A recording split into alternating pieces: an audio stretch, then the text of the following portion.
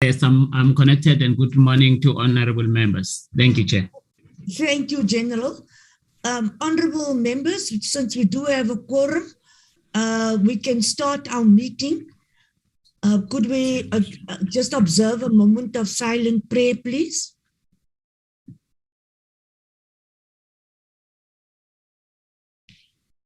Thank you. I'm going to ask Babawa to flight the agenda, after which I'll take the apologies. The agenda, we will have to adopt the BRRR reports. Then we'll do all the minutes. No? Babawa, can you just go down? Could I do the minutes first? Okay. Could I first do the minutes? I'll first do the minutes, then the BRRR reports, and then the minutes, the BRRR reports, and then the reports of the Human Rights Commission and the Commission for Gender Equity, and then we'll do the rest of our commitments. Honorable members, could we start with the apologies? Babawa, could you give me the could I first have an adoption of the agenda? Good morning, Chairperson. I move that the agenda be adopted.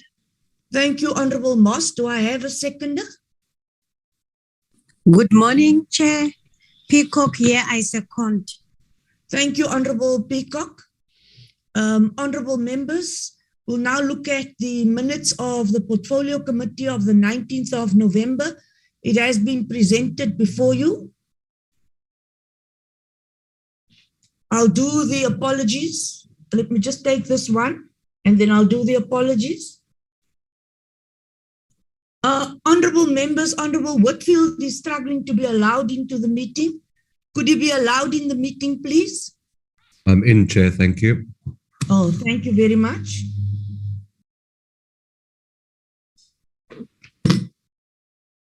We have the closing remarks, the resolutions. Could you go to the resolutions?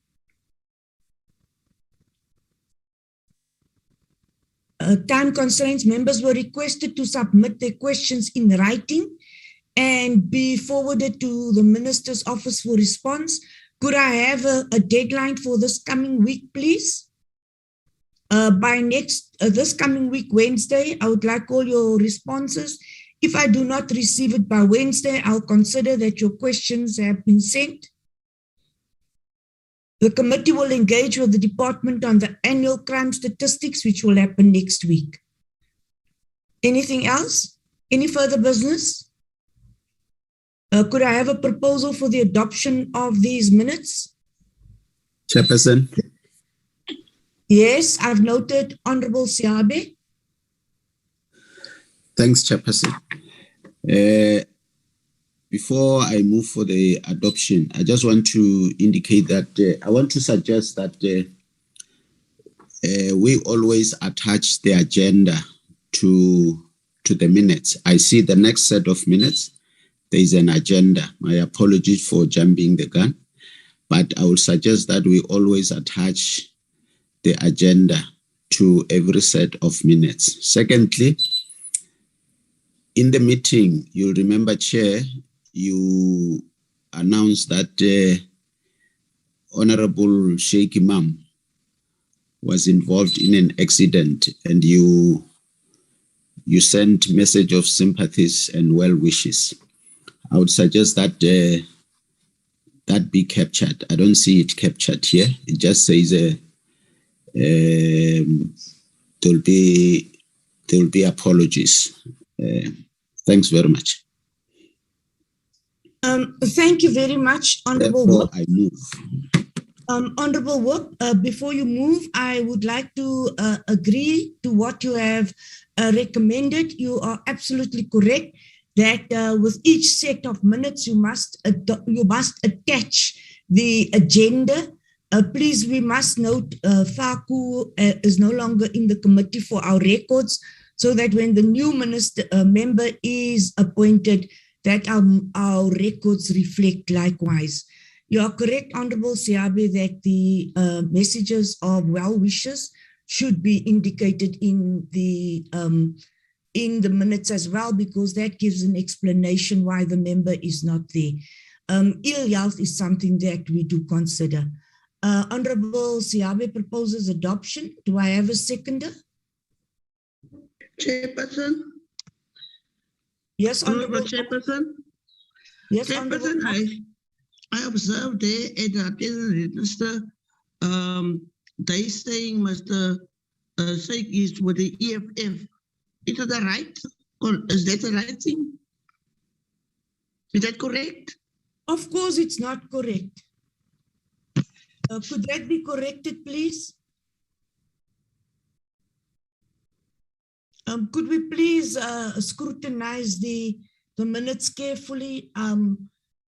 The colleagues, we do go through quite a series of documents to prepare for the meetings, but Babawa, you are responsible for minutes. Could you please be extremely accurate when you do the minutes? We cannot have silly mistakes like this. Were those amendments? Could we have a seconder?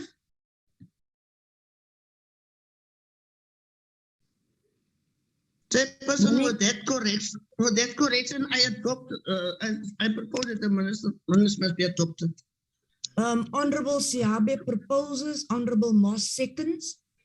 Could we have the next set of minutes? I think after the next set of minutes, I can do the apologies. Honorable Whitfield is here now. Molekwa was struggling to get in. She's also in. Who is still struggling to get in before I take the apologies? Honorable Patrain. Is she in? Honorable Patrain is still struggling to get in. Could we allow Honorable Patrain or a sister before I do the apologies? Or else she'll be Chair, she's in. I think she's in now. She's in now. I Thank saw you that very she's in, much. yeah. Thank you very much. We are busy with the 24th of November. Do we have everything recorded correctly? Apologies. Were those the only apologies?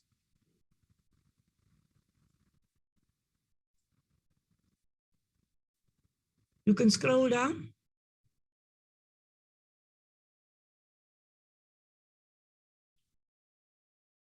Please don't go that fast. It shows that we cannot just approve, that we have to look at the names and what you have put there. Staff, if you do not record the minutes accurately, especially when it comes to political parties and names of members, it is a serious indictment and embarrassment on us. You can move down. Next page.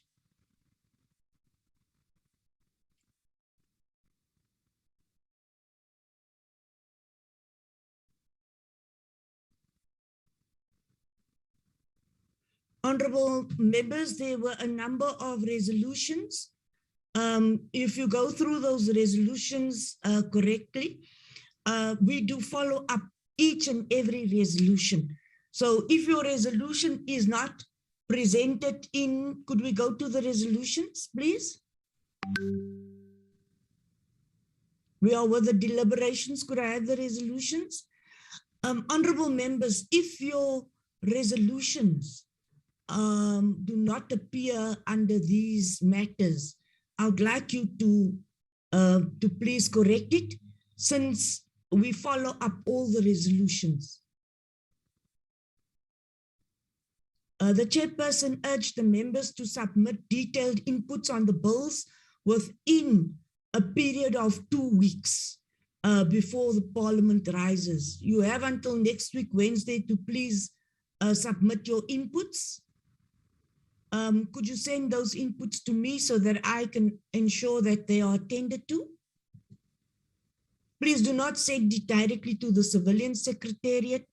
You send it directly to the police and then you complain that you have not received responses. Those responses and resolutions Could Saps please note those decisions we have taken, and could Saps please respond to that? Are we in agreement? Are we in agreement? Yes, we are, Chair. Chairperson. Do you have any other resolutions you'd like to include? Could you please indicate if you have any further resolutions? Chairperson. Yes, Honorable Shembeni. Yeah, I just want to find out how long is it going to take SAHRC to respond to these resolutions that we have taken? Honorable Shembeni, next, before we close for the business of this year, we go through all those resolutions and we look at what SAPS has responded to and what we have not responded to. So before we close, that is why I'm saying to you, I have until next week, Wednesday. SAPS, you have until next week, Wednesday. The following few days over the weekend, we are going to work overnight to ensure I'm not taking these resolutions to next year. The staff, could you note that, please? Thank you, Chair. Bauer. Thank you, Chair. Chair, SAPS has sent us correspondence around Advocate Tefo. I think the National Commissioner sent a letter indicating the circumstances, and that was already sent to the committee. Thanks. Sorry, my apologies, Doc. Mr. Shembeni, Honorable Shembeni did not speak about a specific member. He spoke to all the resolutions. So could we go through our resolutions and ensure that we have received responses? We'll do that, Chair. Thank you. Members, could you also indicate to the staff or to Dr. Kinnis if there are any resolutions that you have not adequately addressed, so that we could contact SAPS and ensure that you receive your responses. But the one on Advocate Tefo, we've been following very carefully, and we have received communication from SAPS, and we've sent that to the members. Now that our honorable members, could you propose adoption of the agenda of this minutes, please? Do I have a proposal for adoption? Yes, thank you, Chairperson. Honorable Molekwa, move for adoption. Honorable Molekwa moves, Honorable Peacock seconds. Thank you very much. That takes care of the minutes. My apologies. Chairperson.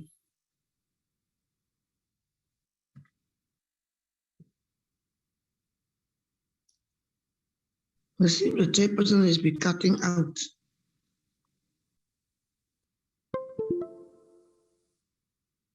I think the chairperson muted herself. Is my network unstable? Yes, Chair.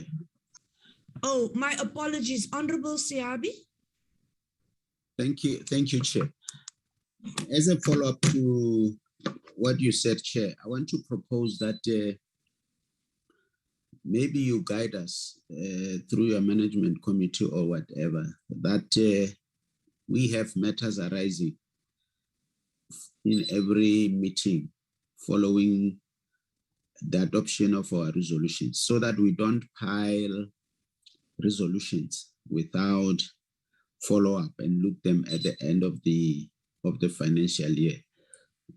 So every meeting, the honorables will be briefed if we have matters arising, and give progress on those resolutions that were taken in the previous meeting. But will be guided by your office, Chair. Thanks very much. That's my proposal. All the proposals which you have made will be duly recorded, Honorable Whip, and it will be corrected in the future. Babawa, could you please include on the agenda the matters arising, and the responses to the resolutions would then be monitored.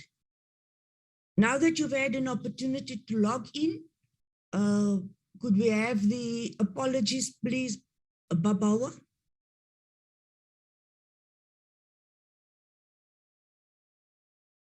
Good morning, Chairperson. I received 4 apologies from the Minister from Dr. Groenewald, Honorable Sheikh Imam, and Rev Meshwa. Thank you, Chair.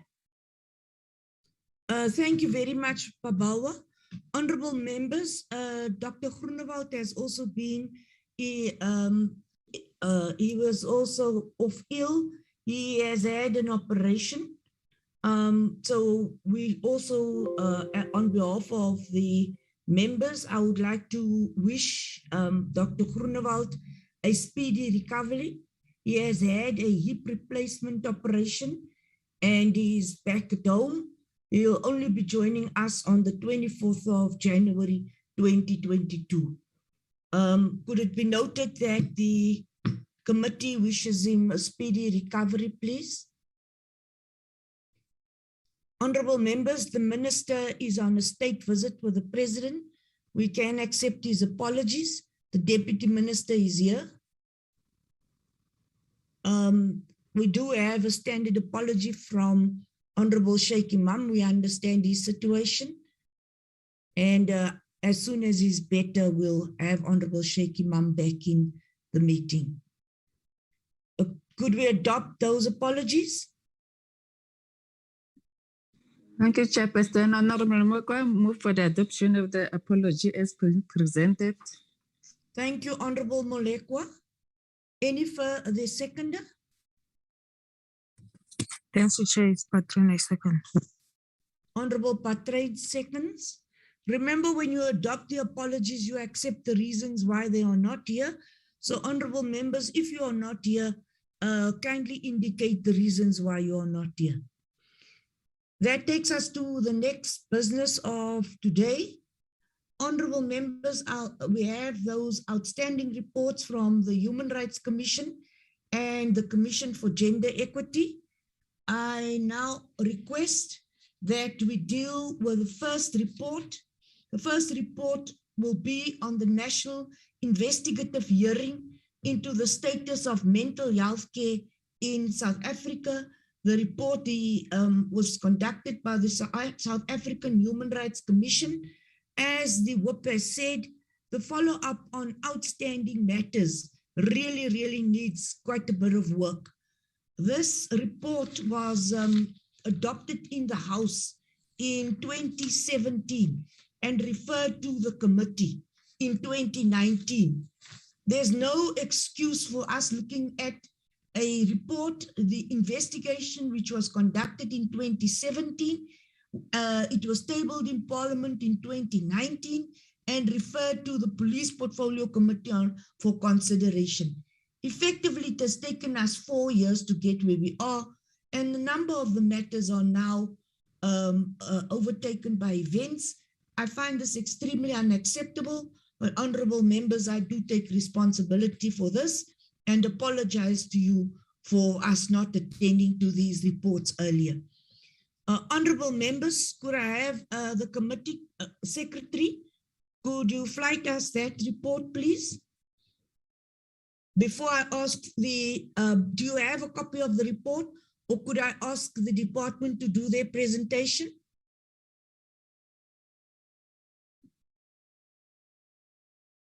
Honorable members, did you all receive a copy of the report?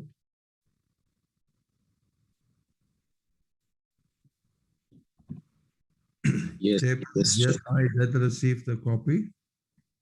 The copies were sent to you. Honorable Deputy Minister, I now hand over to you to introduce the report and the presentation from Saps. Okay, thanks very much, Chair, and good morning to you and members of the committee. Good morning to the National Commissioner and the team from Saps. We are here to give a report on our response to issues that, or to questions that were raised. And if you may allow, Chair, I'll request that we allow the National Commissioner and the team to lead in the presentation. Over to you, National Commissioner, through you, Chair. Thank you, DM, National Commissioner. Thank you very much, Honorable Chair. Good morning, Deputy Minister, honorable members and our colleagues.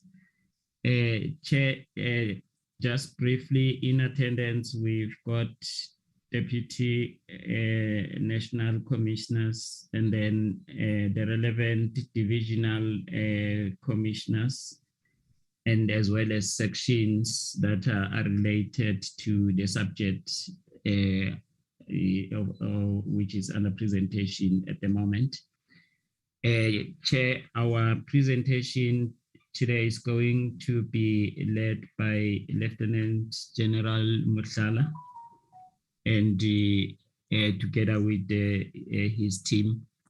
With your permission, Chair, I can give him the floor to continue. You may continue. Thank you, National Commissioner and DM. Thank you very much, Honorable Chairperson, honorable members, and Honorable Deputy Minister, National Commissioner, and all protocol observed. The presentation will be presented by Major General Matonsi, and it will cover the report on the National Investigative Hearing into the status of mental health care in South Africa, and then also covering the safety and security measures in schools for children with disabilities. Major General Matonsi.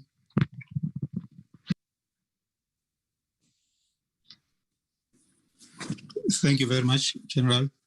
The Honorable Chair and the members of the committee, the Deputy Minister, Mr. Matale, our National Commissioner, the Deputy National Commissioners and all senior officers present, and all protocols observed. Good morning, Chair. I'm Major General Matonsi from SAPS Head Office Division Visible Policing. I will take the committee through the report. The report is going to respond to the questions relating to the two issues that are flagged on the slide. First part is the Mental Health Care Act, all the questions around that, as well as the special schools. If we can move to the second slide. The purpose for this presentation is obviously to brief the committee in terms of our response to all the questions that were raised. I must indicate upfront that the questions that we have were actually came from the report that was compiled by Human Rights Commission, but the questions came through the Commission for Gender Equality. So through this report, we are responding to all those questions. So these are the list of the questions, but I'm not going to go through question by question on this slide, Chair, because I will cover question one by one with the answer in the next slide. So if we can move to slide 7 or 8, I think it's 8, then I will start explaining from there. Yes, thank you. So this is our response. This is the first question that I want to start with, Chair. The first question was, does the SAPS have in place any training programs that specifically aim to assist its staff in managing cases that involve mental health care users? And then obviously the question also wanted us to explain as to whether our training is in line with the standards set by the UN, as well as aligned with the Mental Health Care Act as well. So we do have, our answer is yes, we do have the Vulnerable Group Learning Program that we have had since 2020. So this is one of our key training programs that we utilize to empower our members. And this act is fully aligned with the UN Convention as well as the act. It's fully aligned. This training is also presented in twofold. We present it as part of the basic training for those members who are coming into the organization, but it's also presented as part of an in-service training for those who are already within the organization. Like all other programs, we adopt that similar approach if there are any changes, whether it's a new instruction, a new policy, or new legislation. Let's move to the next one. Just to expand, or still on question 1, was to indicate that over and above the act that we have in terms of the Mental Health Care Act, we also have what we call the standing orders. We have Standing Order 291. The standing orders are designed to to simplify the legislation. So they serve as a guideline internally for the members. They will provide the members the step-by-step guide in terms of how should they comply with the act or with the legislation. So in this case, we have Standing Order General 291, which provide the guideline to the members. But beyond that, as a result of the act, we have also drafted a new national instruction because of some of the changes, and also to make sure that we can streamline the process. But the national instruction, as I said, like the standing orders, it is a guide. It doesn't supersede the act. The act will still remain the main document that guides us in terms of how we deal with this group of patients. So we conduct capacity building sessions where we target the commanders, the station commanders, the frontline service members, which will be the first responders, as well as the relief commanders. We also train or capacitate social crime prevention members who are full-time on the community, empowering the community. We also empower visible policing commanders across all levels. So as part of answering to this question, we are saying, yes, we have a learning program.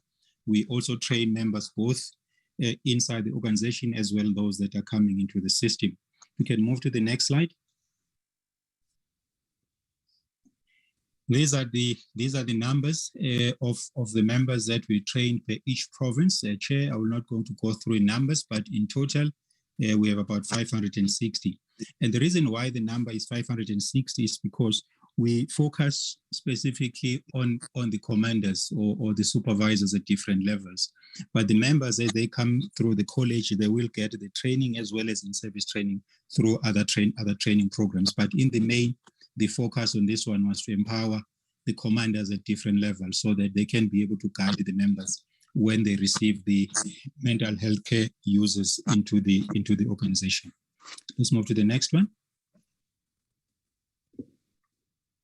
Still on question one as well, we're saying in order to ensure that members are knowledgeable, as I said, we also provide the documentation, which basically means that for each and every station, we make sure that the act is kept at the front office, which is the community CSC.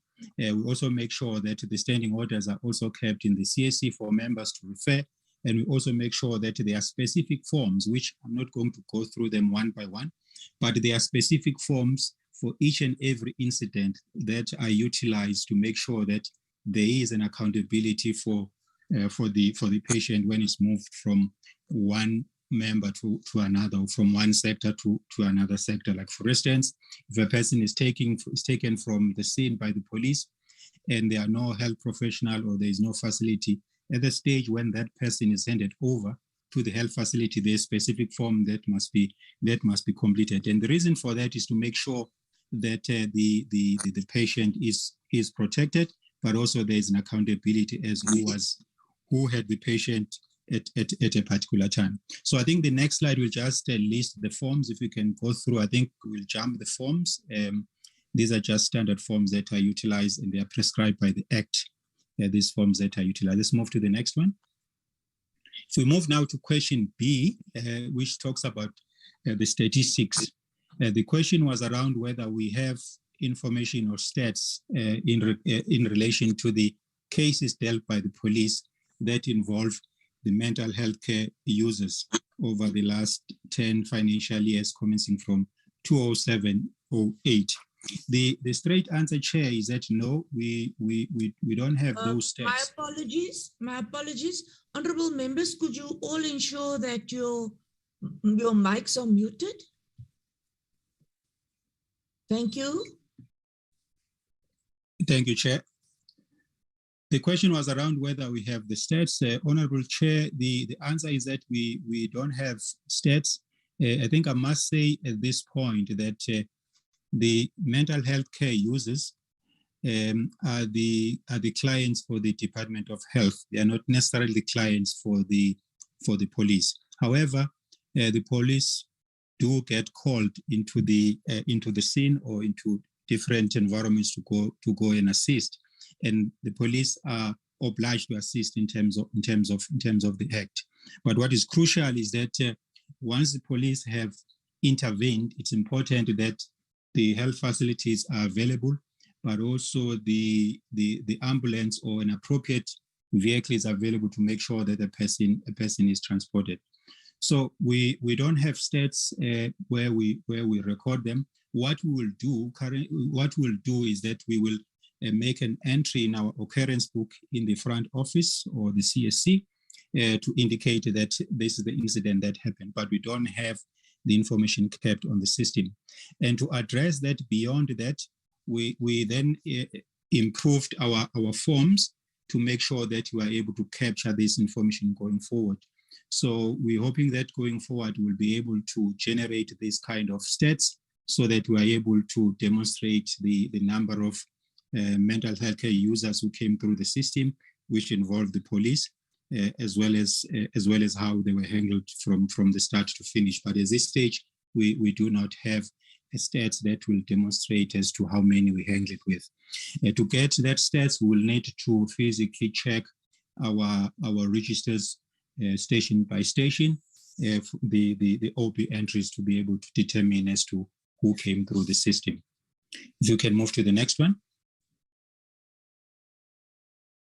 As part of question B, we're saying that the process to improve the forms that we utilize was finalized, and the forms are now on intranet for the members to utilize across the organization. I think this slide is just stressing what I was just explaining. But over and above, Chair, was that we're also improving the stats broadly for all the vulnerable groups, because we do get a lot of other questions and queries about other areas as well of vulnerable groups. So we broadly develop these forms to make sure that we can capture the entire information, also involving other categories of victims. If we can move to the next one. And then question C was about how does the SAPS monitor the effectiveness of its policies that aim to assist the mental health care users.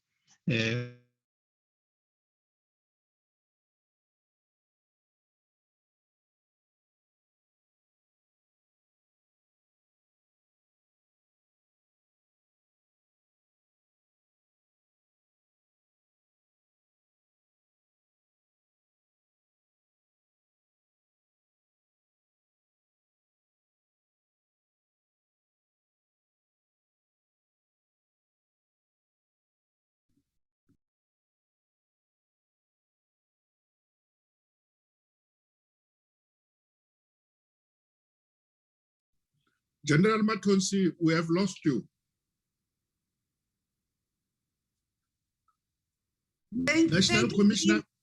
Thank you, DM. I thought it's my problem. We have lost you. Honorable Chair. Yes, we can hear you now again. Recording in progress.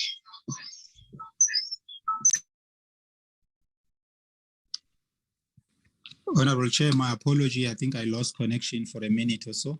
Yes. My You're welcome. I'm happy it's on your side. I thought I had a problem. You may continue.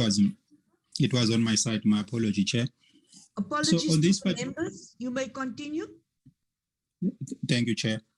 Chair, on this question C was about how we monitor the effectiveness of the policies. So before I lost connection, I was saying that we do compliance assessments on annual basis, where we randomly picked up a number of stations that we're going to visit and check compliance. So these are the list of stations that we did in 2019-20 per each province. Normally we'll do about 30 to 36 stations, depending on the reports from the previous year, or the AG findings from the previous year, as well as if there are specific complaints that we picked up from the community, then we'll prioritize those stations. But over and above that, we also have an inspectorate division that also covers a wider number of stations to check the compliance. So all that combined will provide us a picture in terms of where do we need to focus on in terms of checking the compliance. So this was 2019-20. If we can move to the next one. I think it will show us the following year, which is 2021. These are the number of stations, or these are the list of stations that we covered during that particular year. If we move to the next one. In terms of the current financial year, those are the stations that we have done to check the compliance. So I think our response basically to this question was to say we constantly conduct compliance visits to stations to check. Obviously, we're not able to reach each and every station every year, but we pick up those stations that we suspect that there are challenges or where there are complaints where we need to go and check. Let's move to the next slide. In terms of the next question, let me also stress there that some of the questions were overlapping. So you'll find that in one slide, we try to answer two questions at the same time. So I just want to sensitize the members there so that if they see those. So here we are answering both question E and F. E was saying, what in your view are key challenges confronting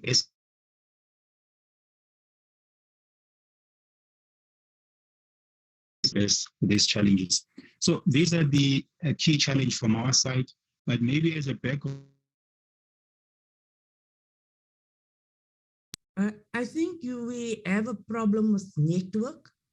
General Matonsi, can you please, could someone assist him to connect to a more stable network? National Commissioner? Could you just send a message that there's a problem, please? Yeah, thank you very much, Chair. We apologize for this. But General Mohlala, Chair, I will also suggest that if General Matonsi goes on a breakdown, he can be able to proceed with the presentation. But we are working on it. Thank you, Chair. General Matonsi, should we let General Mohlala continue? DM, we just let General Mohlala continue? Yes, let's allow General Mohlala to come in. General Mohlala, you can continue. Thank you very much, Honorable Chairperson. And Honorable Chairperson, we on slide number 19, the question was, what in your view are key challenges confronting SAPS when engaging with mental health care users? And also, what are your proposed recommendations to address the challenges? The key challenge number one, Honorable Chairperson, is accessing paramedics, ambulances, and restraining a mental health care user in the absence of sedatives and tranquilizers by the SAPS members. And then the recommendation that we are making there is that the initial intervention to enable the Department of Health to enforce uniform standards nationwide. And the second challenge is early identification and referral of mental care users. And the recommendation that we have made is that psychiatrists and other professional mental health care workers are trained, and SAPS core functions do not accommodate these skills. Then the next challenge, Honorable Chairperson, is lack of bed accommodation at health institutions, which result in mental health care users being detained at police stations. And I must also upfront, Honorable Chairperson and members, indicate that our facilities do not accommodate for the detention of the mental health care users. And then the recommendation that we are making is that the Department of Health should ensure the availability of facilities in all areas to eliminate the risk associated with detention. We can go to the next slide, slide number 20, Honorable Chairperson. The question there was dealing with what are the costs associated with the delivery of resources to support mental care users? And also the next question was also, in your view, what key priority areas require the allocation of more resources in order to adequately accommodate the varied needs of mental care users by the SAPS? And our response was that the process of enhancing the forms has been finalized and forms uploaded on the SAPS intranet for utilization by all SAPS members. Once the data regarding persons with disabilities can be captured on the information system, this can be used for monitoring purposes in terms of people with who have been through the SAPS system, which is both victims and perpetrators. We can go to the next slide.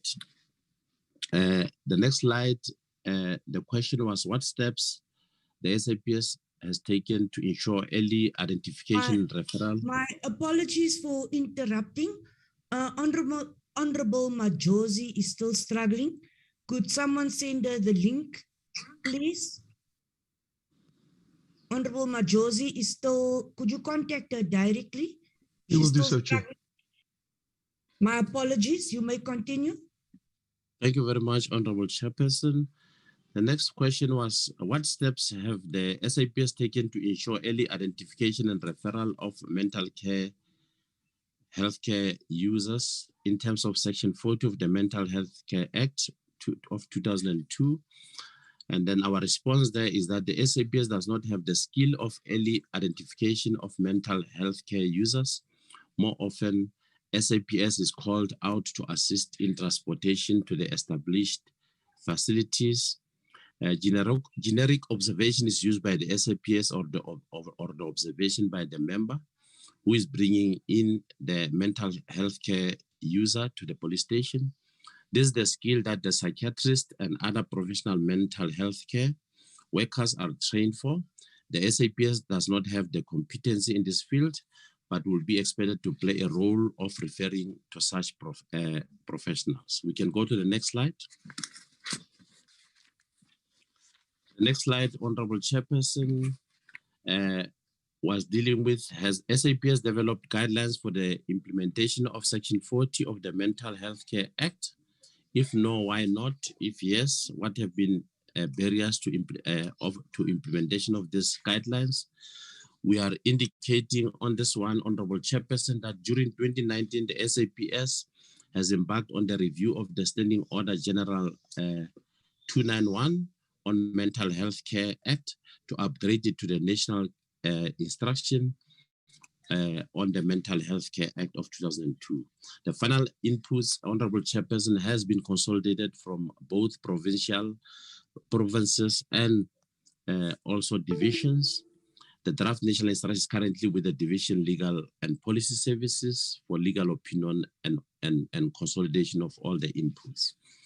The SAPS guidelines for policing of persons with disabilities was developed and approved on the 23rd of August 2019 and was distributed to all provinces and divisions for implementation. Next slide. The next slide, Honorable Chairperson, is still the continuation of the response to the previous question, is that we also have an integrated action plan for provision of policing services for people with disabilities that was developed and approved on the 16th of September 2019. The plan directs that all divisions, provinces, components to enable availability of statistics, sign language interpreters, and also access to our buildings and facilities. The cost regarding services to mental health care users are included in the SAPS operational budget and cannot be disaggregated. And then extensive consultation was conducted during the development of the integrated action plan and policing guidelines, which we did also from national to the local level. We can go to the next slide. On the next slide, Honorable Chairperson, the question was relating to whether has the SAPS trained its employees to assess whether a person is a danger to himself or herself or others due to mental condition or intellectual disability. If so, what training has been undertaken and by which members of the SAPS? Then our response, Honorable Chairperson, is that members of the SAPS are not trained in assessing the mental condition of a disabled person this does not fall within SAPS competency, but as we have indicated also in our previous slides, to indicate that we have also a learning programs that we are also focusing on the commanders and also members of the SAPS during their training for in-service training, and that SAPS members are often called out to the place where mental health care users are reported by either the family member or the concerned community. This field of accessing will fall within the field of psychiatric competence, as they are trained to access whether a person is a danger to himself or herself or others. My apologies, Gentle. Please do not read every word. This report should have been presented a long time ago. We've been overtaken by events, so please do not read every word. Thank you very much, Honorable Chairperson. The second question, Honorable Chairperson, the following question was to deal with the collaboration of the SAPS with all the role players. Honorable Chairperson, we have indicated on this next slide all the government departments that have been which we are collaborating with, on also civil society. We can go to the next slide. On the next slide, Honorable Chairperson, whether is there any other information of relevance to SAPS engagements with mental health care users? We've indicated also on this one, Honorable Chairperson, that we have a memorandum of agreement with mental health care, Cape Mental Health Care Organization. It is still the aim of the agreement is actually to institutionalize the addressing of sexual assault, victim empowerment model, which is currently effectively only in the Western Cape province. So we want to standardize and ensure that we roll it out to all the other provinces, Honorable Chairperson and members. We can go to the next slide. On the next slide, Honorable Chairperson, it was dealing with the status of the SAPS investigation into the Gauteng Mental Health Care Marathon project.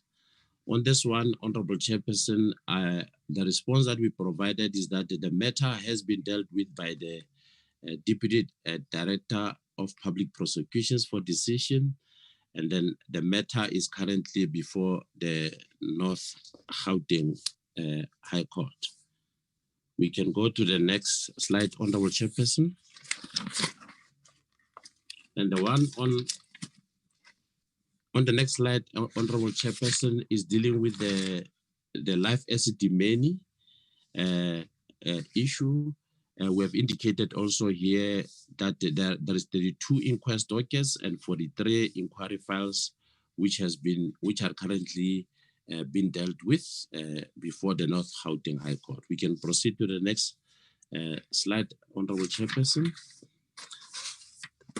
The next slide, Honorable Chairperson, is dealing with the safety and security measures in schools for children with disabilities.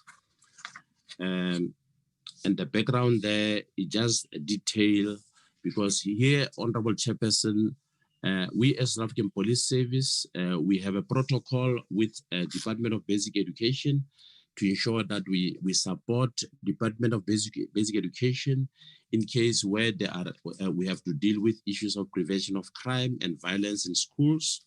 And that there was a protocol that was signed between the two ministers of police and basic education, which was in April 2011. We can go to the next slide, Honorable Chairperson. On the next slide, Honorable Chairperson, is just detail that the protocol, what the protocol actually entails. One of the things that we do as we do education and awareness in all the schools, we go through that. We firstly, as the South African Police Service, have to request permission to actually access those premises to ensure that we don't also interfere with the learning process that is taking place in those schools. Next slide, Honorable Chairperson. On the next slide,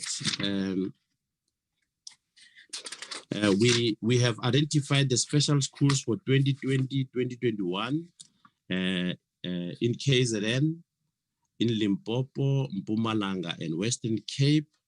But I must also indicate that also during this period, Honorable Chairperson, due to the COVID-19 pandemic, we were not able to access some of these special schools, but we are in the process of ensuring that because our target was actually per annum to ensure that we target about 1,300 schools, but due to the restrictions of the COVID-19, sometimes we are not able to actually get permission from the Department of Basic Education to access those schools.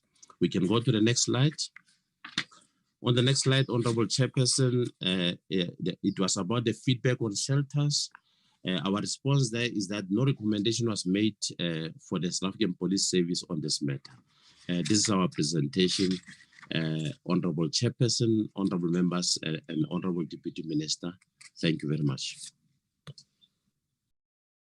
Thank you, honorable members.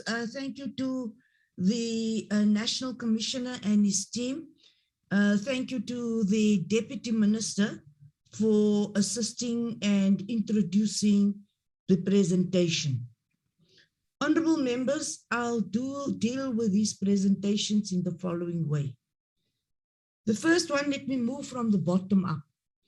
As we saw in the last slide, that the investigation report on the Commission for Gender Equality in the State of Shelters in South Africa has no real findings for SAPS. The committee can commend SAPS for their support role to shelters.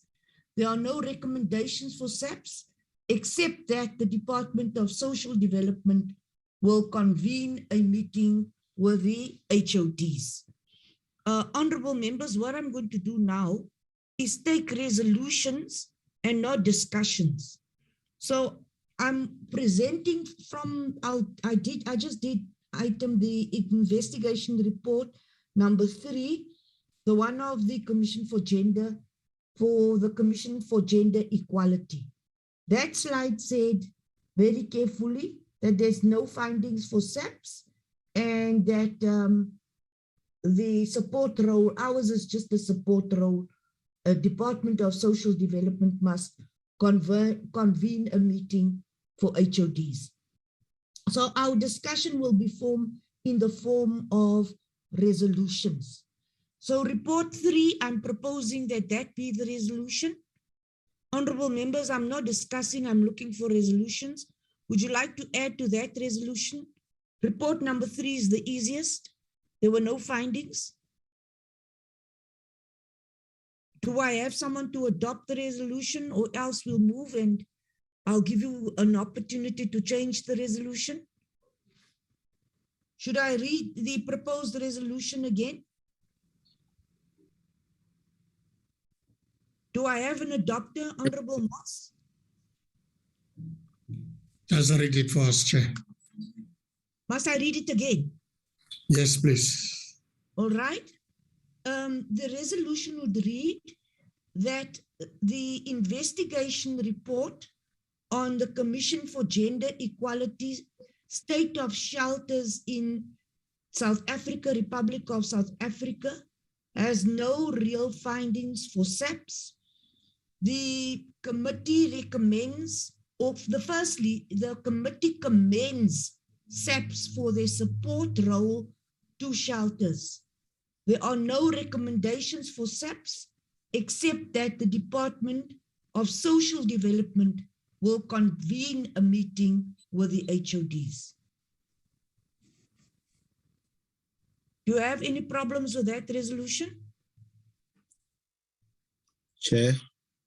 Yes, Honorable Siabi.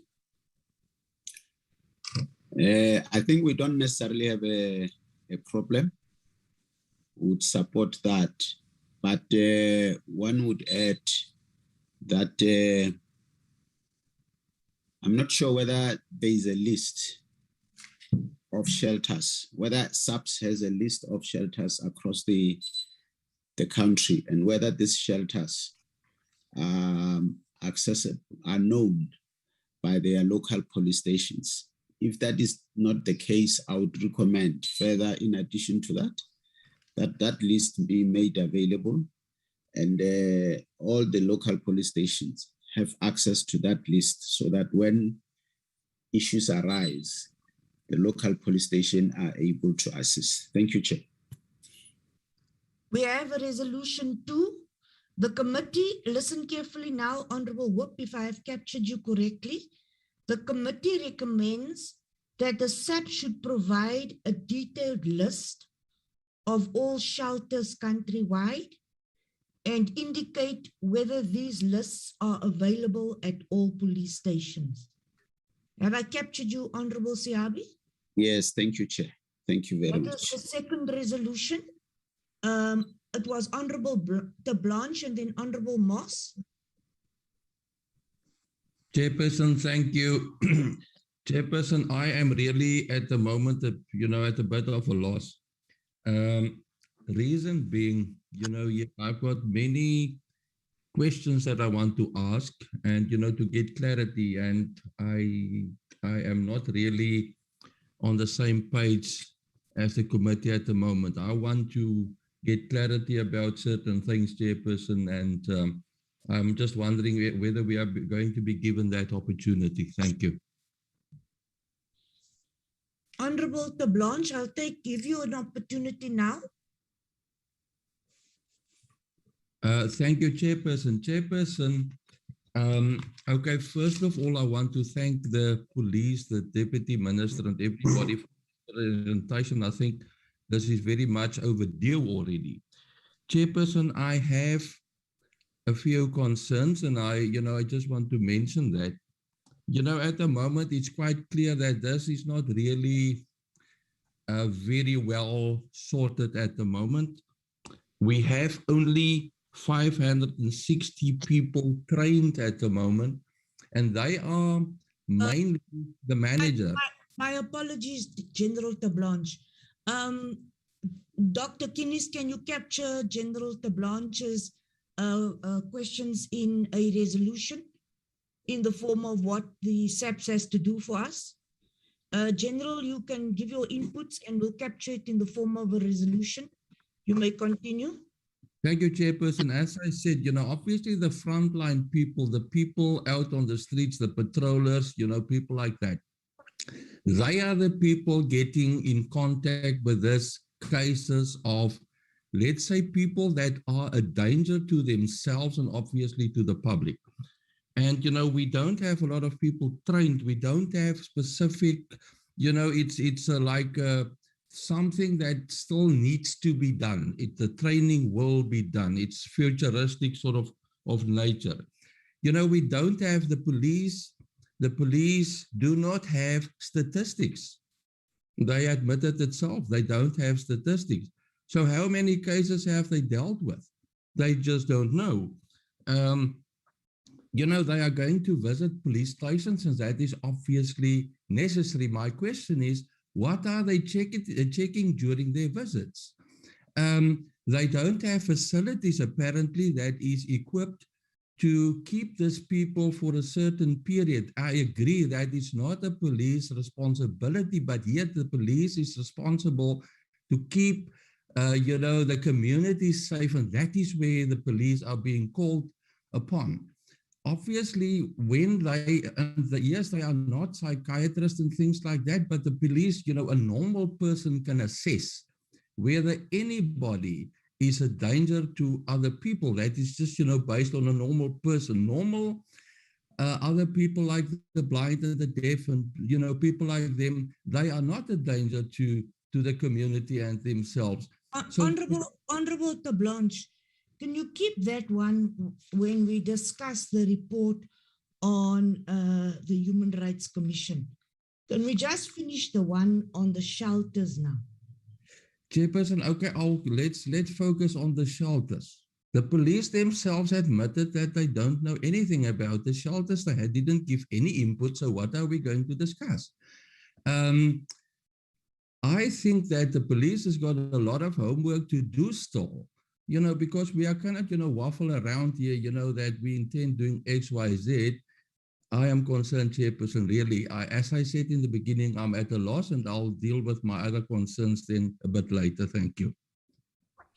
Thank you very much. So, Honorable Blanche, that is why we can amend and add your proposal. What I had said initially is that there were no recommendations for Saps.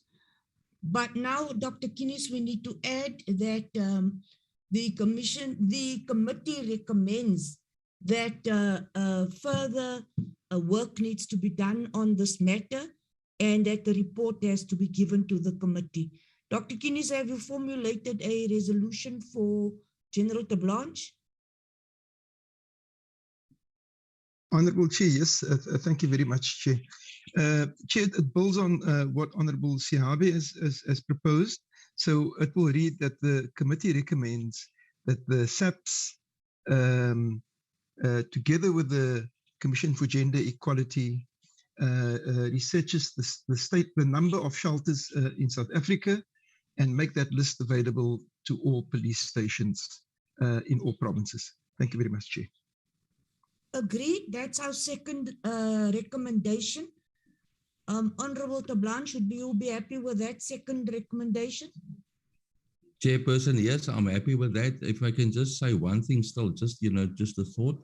I really think that the committee chairperson also have a responsibility. I think we need to, acquaint ourselves of the circumstances, and I would recommend that the committee must also at some stage, somewhere, go on an oversight visit to some of these facilities and to some police stations to see exactly what is being done at the moment.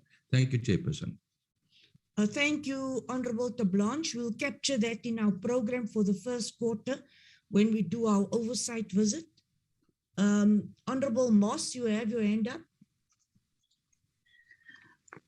Thank you very much, Chairperson. Chairperson, I don't know how to put it in a resolution, but I think that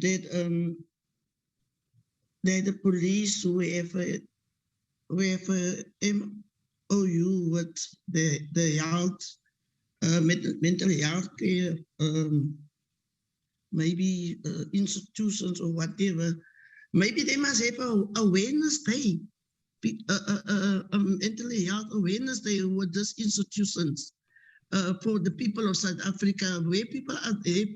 Many challenges on this. I feel so emotional, if I can say I feel emotional.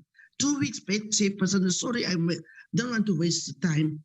On the 19th of November 2021, I went to Saldanha police station. They are not trained. They don't know even how to deal with this kind of people who are mentally disturbed. Even the health department, they don't know how to deal with this issue. Till I went to the court in Vredenburg, and they give me a copy of the act, where the act of 2002 explain what must the police assisting me with, because I have a child of my sister who are mentally disturbed. I must say honestly, with all respect, the police station of Saldanha police front workers, they don't know how about this act, and they don't know how to deal with this kind of patients or people who are mentally disturbed. That's the only thing I want to say, but really we must have awareness day on this issue of this act. The recommendation, as I've listened to Honorable Moss, is that the committee recommends that the SAP should increase its training initiatives and awareness program on victim empowerment. Could we add to that we adapt it to cater for special circumstances, as Honorable Moss has proposed?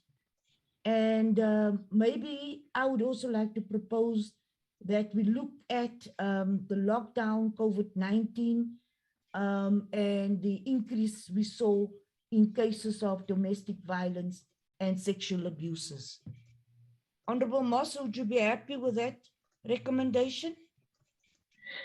Yeah, Chairperson. And I want also maybe to recommend maybe Chairperson that they must put Saldanha police station on the list for the next visits when they come maybe to the new financial book here or whatever, Chairperson.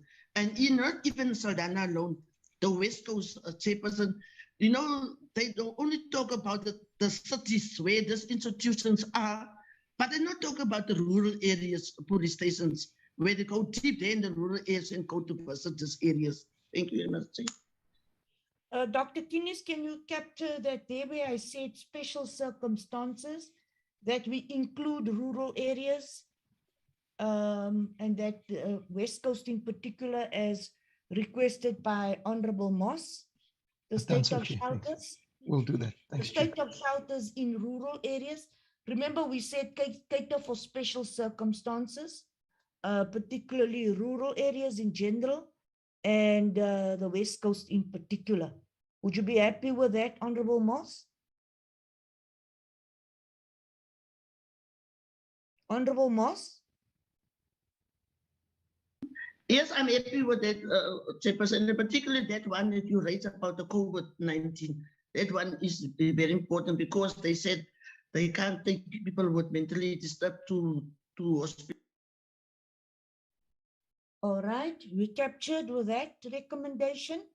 Honorable Molekwa, do you have a recommendation? Yes, thank you very much, Chairperson.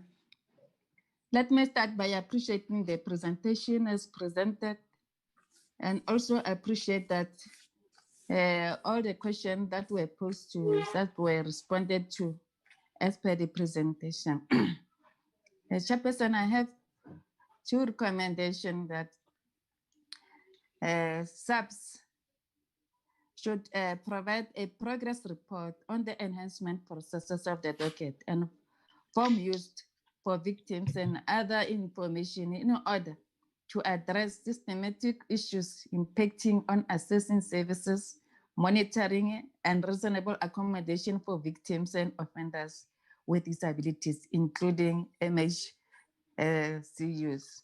And second to that, Chairperson, I also want to recommend to Saps that they should at least increase its combined compliance assurance visit to assess the effectiveness of its policies that aim to assist the MHCUs. Chairperson, thank you.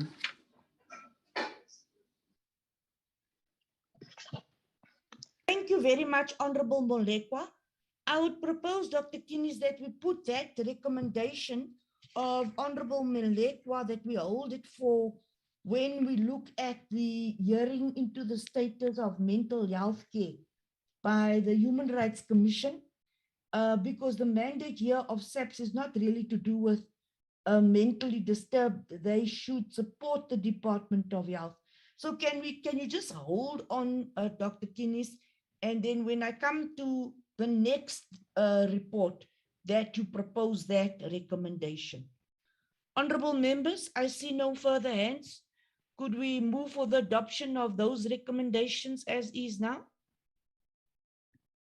Honorable Shembeni, do you still have a recommendation? Chairperson, it was not actually a recommendation. It's just that we were not supposed to ask questions because listening to... Honorable Shembeni, you can ask your question. Yes. I allowed Carte Blanche to ask questions. Okay, yeah, looking at this report, I was checking because I don't see where the police are covered or protected in terms of an incident whereby they are involved in a shooting of a mentally challenged or a mentally disturbed person, but only to find out that they were not aware. It's just that they were found in such a situation and then they happen to shoot and kill or shoot and injure. How are these police protected? That's where I wanted to quickly find out. And then I don't want to go deeply, as my Honorable Blanche said, with the training of the police officers based on these issues, attending to mentally challenged people. I think that we have got a big problem there. Something must be done thoroughly. At the present moment, we don't have the enough members. You will find out maybe in a police station, they might have 4 or 5. And then that 4 or 5, when you go to the rack of the station, you find out those people are no longer there. They've been transferred, promoted, and some other things have happened. So how do we deal with that? How do we make sure that each and every police station is covered on that issue? Thank you, Chair. Thank you very much, Honorable Shembeni. I'll capture your input around SAPS should increase its training initiatives, which we had already formulated in a recommendation.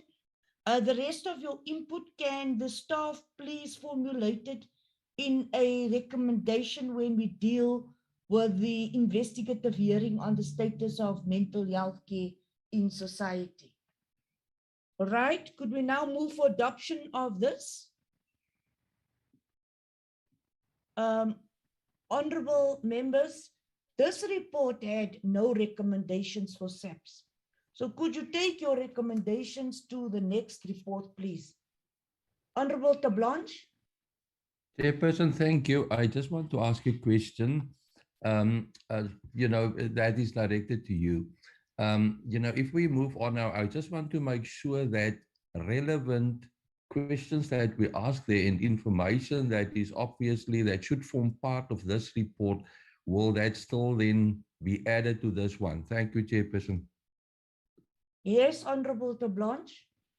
The staff are capturing our recommendations, but that is not a recommendation, that is a request. Honorable Moss, do we have approval for those recommendations? No, Chairperson, I have a question. Honorable Moss, I said I'm no longer taking questions. Okay. Could I adopt the report with the recommendations, please? It's had no recommendations for SAPS, but I've allowed you to add recommendations. Could I have proposal of the report, adoption of the report with the recommendations? Chair Peacock. Peacock proposes adoption. Do I have a seconder? Linda Moss seconds, Chairperson. Linda Moss seconds. Could we now go to the next report I'm discussing now? Is the investigative hearing on the status of mental health care in South Africa. Are we all on that? Are we on the same page?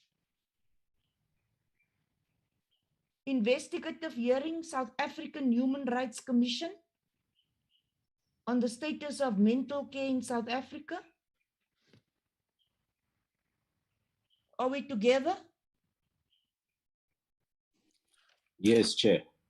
Thank you, Honorable Whip. I'll take your recommendations now.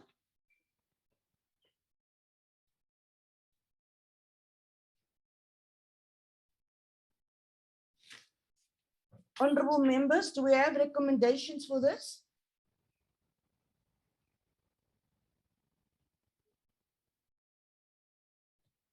Honorable Tablanche. Chairperson, thank you.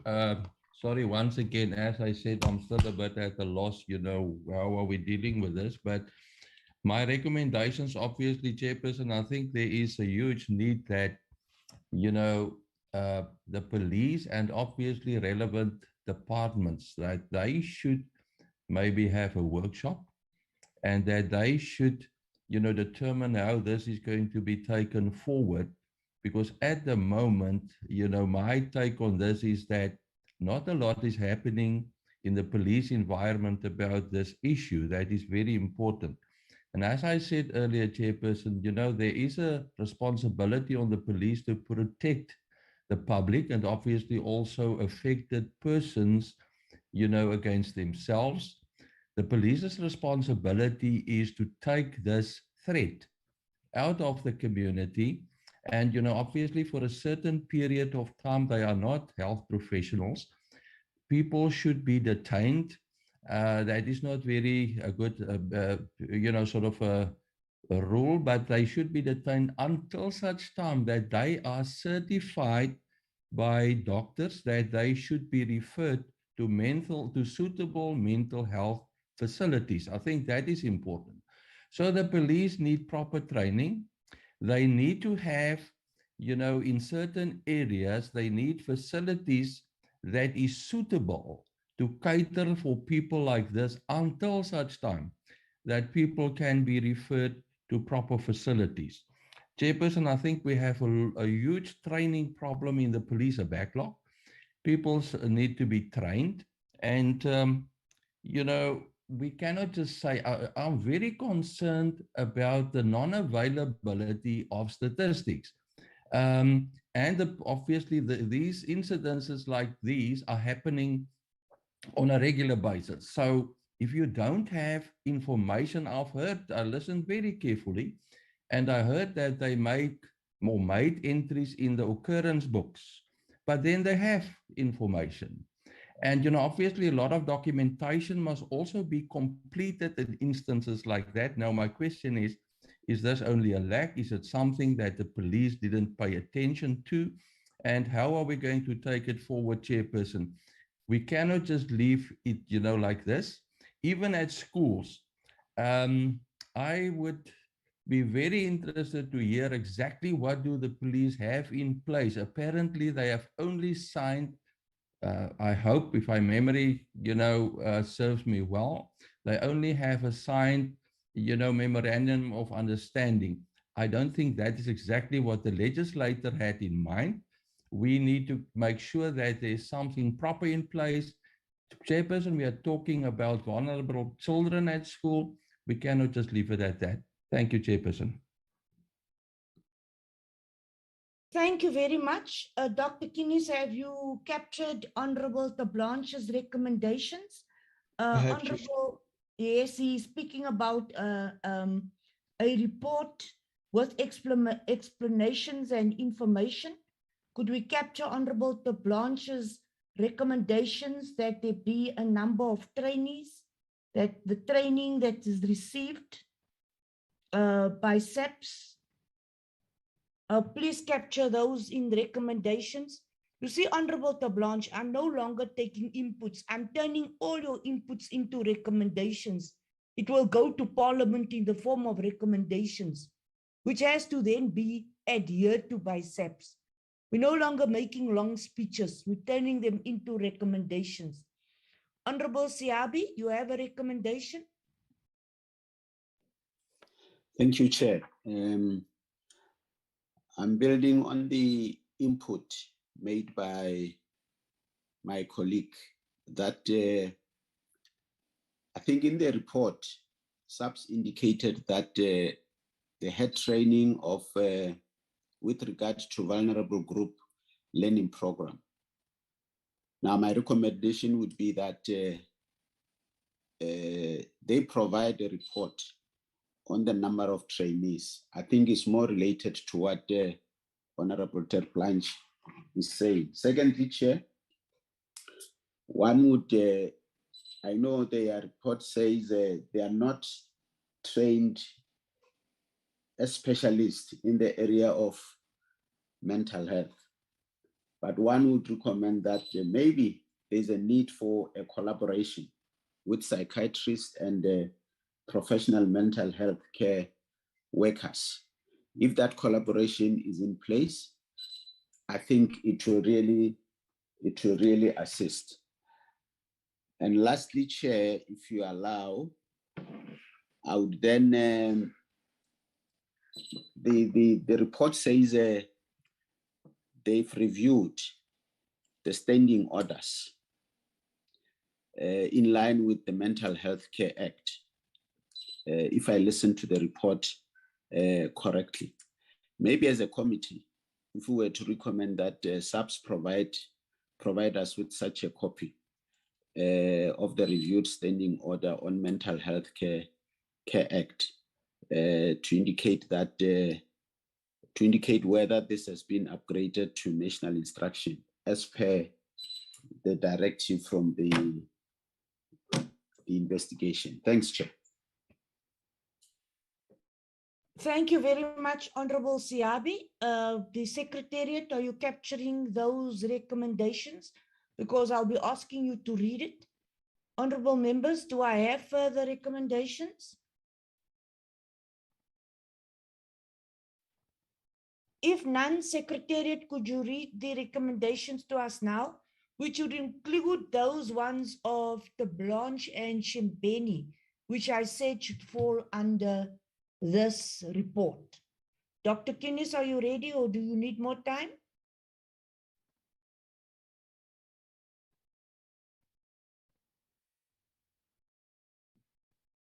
Dr. Chair? Kinnis? Yes, Yes. Chair. In terms of the resolutions that's proposed by the committee recommends that the SAPS and other relevant departments should have a workshop to determine how the findings in the reports will be taken forward, noting the responsibility of the police to protect people against themselves and to neutralize the threat. The committee recommends that the SAPS consider proper and suitable facilities to hold such individuals until they can be properly referred to mental institutions. Then the committee recommends that the SAPS addresses its huge training backlog and it develops statistics from entries made in the occurrence books with these particular cases. And then on the schools, the committee recommends that the SAPS reviews its MOU on safety on schools and reports its findings to the committee. And then we also have the following recommendations, that the SAPS provide a report on the number of trainees dealing with vulnerable individuals that have been trained. And that the committee recommends that the SAPS collaborates with professional healthcare workers to deal with the recommendations in the report. And then lastly, the committee recommends that the SAPS provide it with a copy of the reviewed standing orders, which is in line with the Mental Health Care Act. Lastly, sorry, Chair, Mr. Shimbeni's, that the committee recommends that the SAPS investigate how SAPS members dealing with mental health care incidents are protected in terms of any risk to SAPS members. Thank you, Chair. Honorable members, there you have the recommendations. Could I now understand if you are happy with the manner in which we captured your recommendations and have a proposal for adoption of the report and the recommendations? Chairperson? Yes, Honorable Whip. I think the recommendations are well captured. I will therefore move that they be adopted. Thank you, Chair. Thank you, Honorable Whip. The Honorable Whip moves adoption of the report and the recommendations. Do I have a seconder? Peacock seconds, Chair. Thank you very much, Honorable Peacock. Seconds. Honorable members, I hope you realize what I'm doing. These are reports. I'm not now going to be entertaining discussions.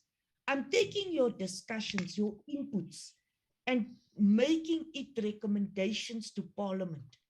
So when it is in a recommendation or a resolution of the committee, the SAPS must respond and give us the information and the reports which we request. I'm now going to deal with the last report, which is the lack of school safety in schools for children with disabilities. Do I have any recommendations?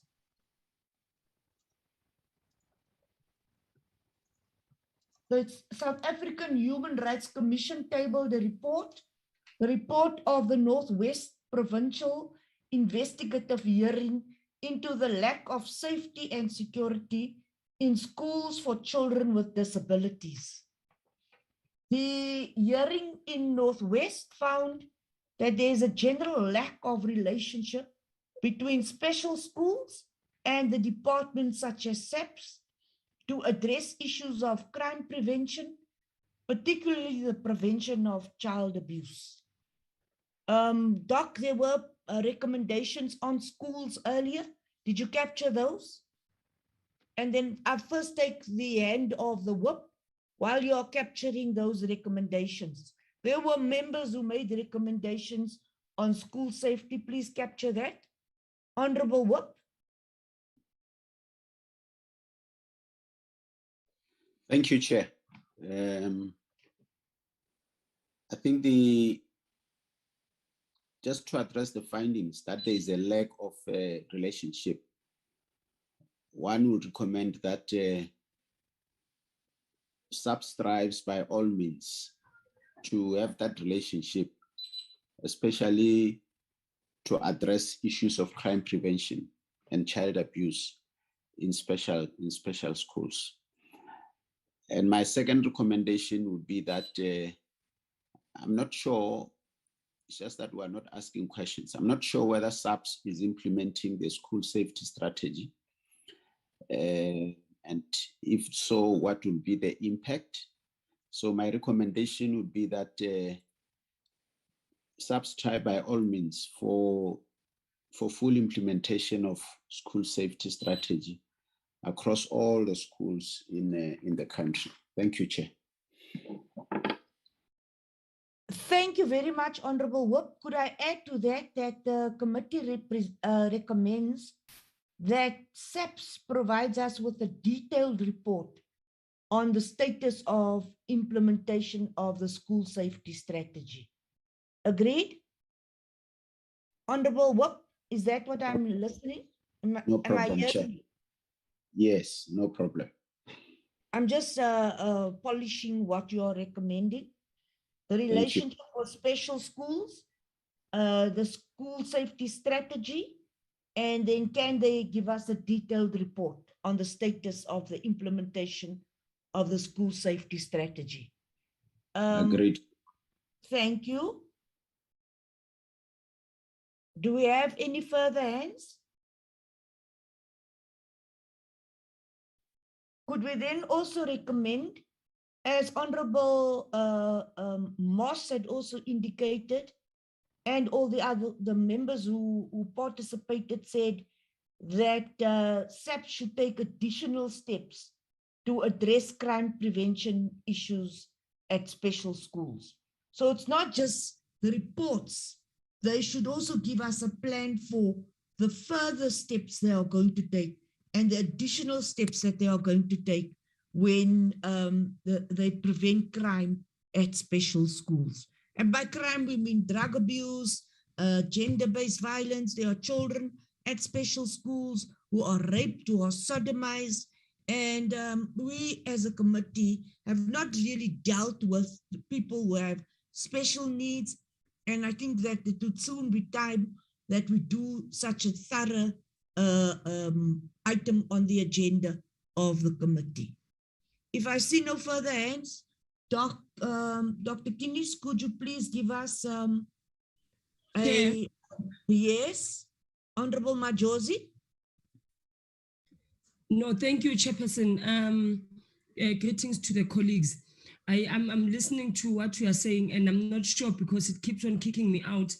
But if maybe members have contributed also on this one, that since we are dealing with mental cases, that what about those ones who are drug addicts and who have a problem now of being mentally disabled? That are we not also including them maybe to say how then can SAPS deal with them? Because there are cases where in houses you'll find that this one who has been doing drugs is now not mentally stable and is abusing everyone at home.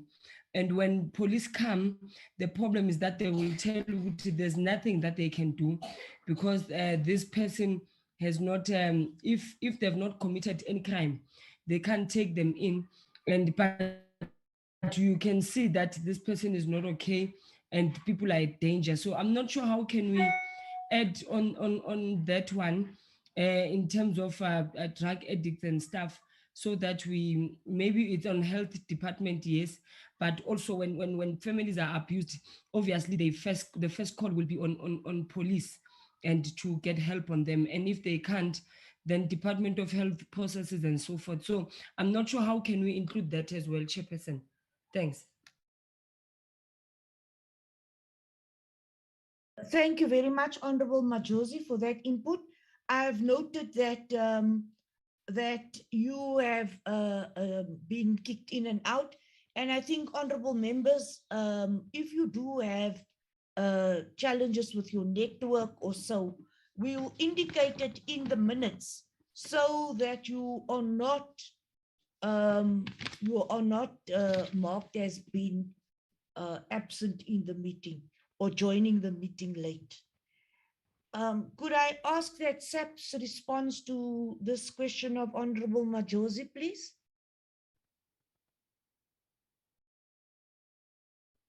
Tim? Is it General Sithole? Yeah, thank you very much, Chair. Yeah, Chair, I think Saps is providing a secondary and complementary function on this particular aspect, both Department of Education and Health. There's provision in our plan, like for instance, in order for us to operationalize school safety, we came up with various programs, but one of them is a school-based crime prevention program. And that particular program is implemented, but it can be extended even to special schools. But when it comes to the question of drug addict, the support is provided to mentally disturbed, which that is a patients, but it doesn't make a difference, Chair.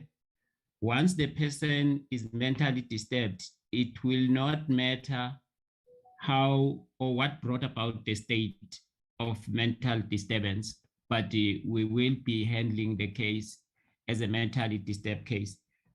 But what we will need to be taking further up is with the Department of Justice and also including correctional services, because the current legislation, yes, will not provide for the detention of those particular people because they obviously did not commit any crime, but we need to keep them for the safety of the others.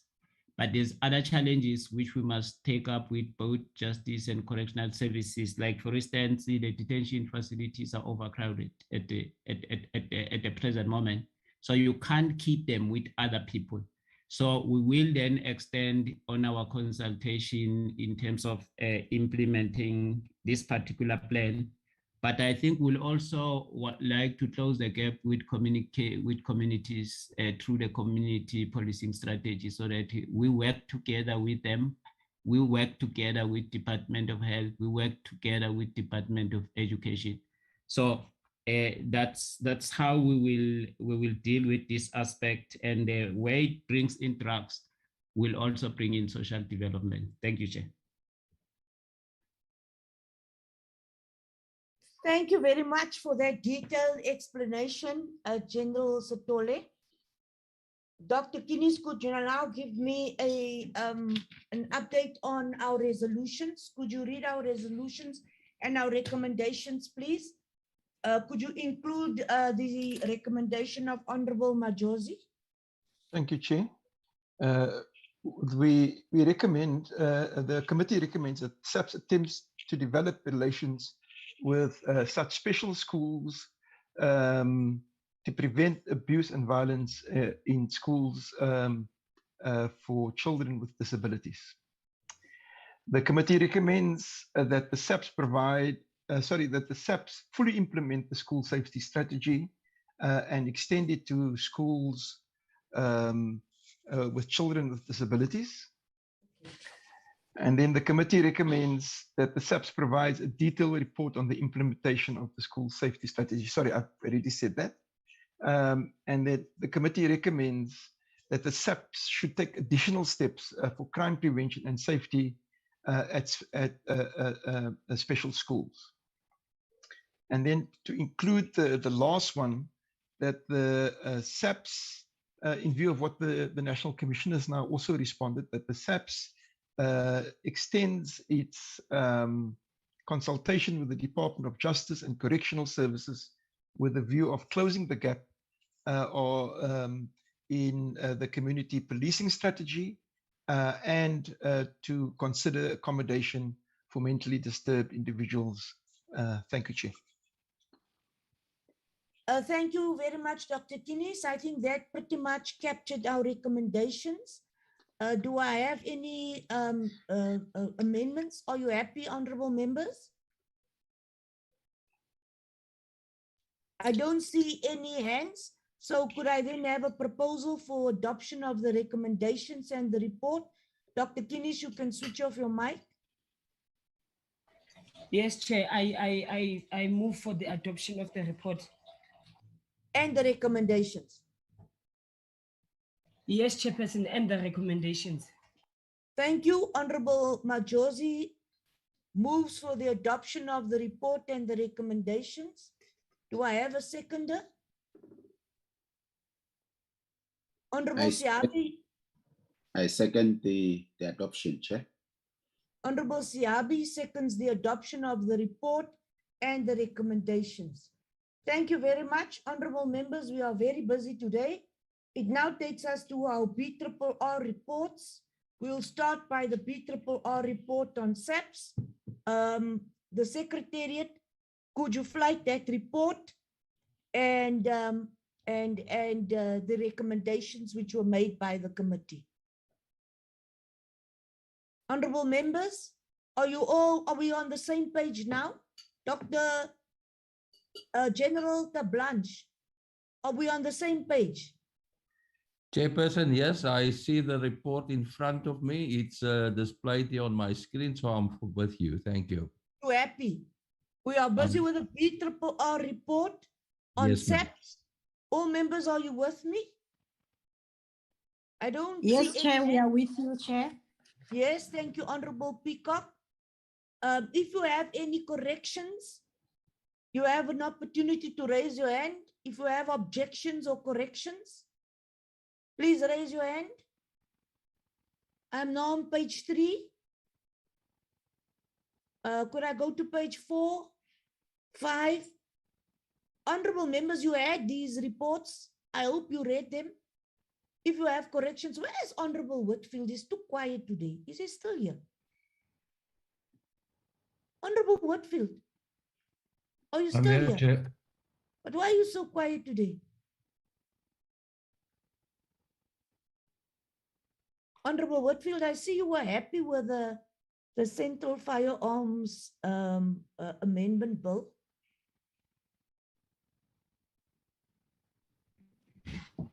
What is the Central Firearms Amendment? No, sorry, the one that we did last week. Yes, we were all very. Well, I think the committee was unanimous. Yes, we were unanimous on that. I think it was a very good move. Eh? They should first go and do their work and come back to us. Honorable members, I'm now on page 17. Do I have the recommendations? Page 17, page 18. So the Firearms Control Amendment Bill must come back to us. Could we have the next one, next page?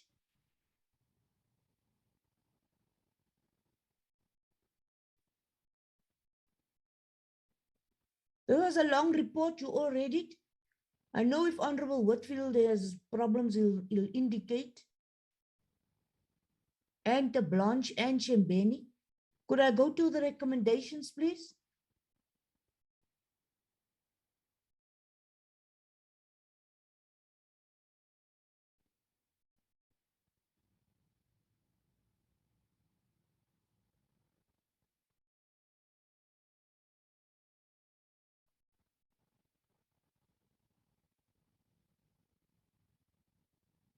Could you move down? I'd like to read the recommendations. Start by number 1. Honorable members, if you do not agree with these recommendations, please indicate. Congratulate SAPS for the audit outcome. Recommends that SAPS give urgent attention to implementing the Auditor General's recommendations. Recommends that SAPS addresses the root causes of its irregular expenditure. That SAPS puts plans in place to fix the problems in supply chain management. That SAPS management urgently addresses the root cause of underspending. Seems as if you're going to underspend again this year. DM,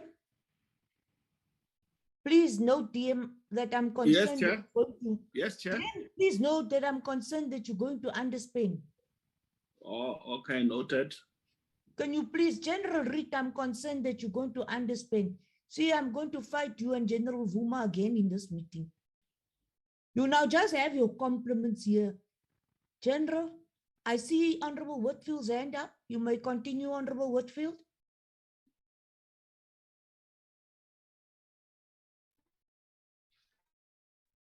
Thank you, Chair. Just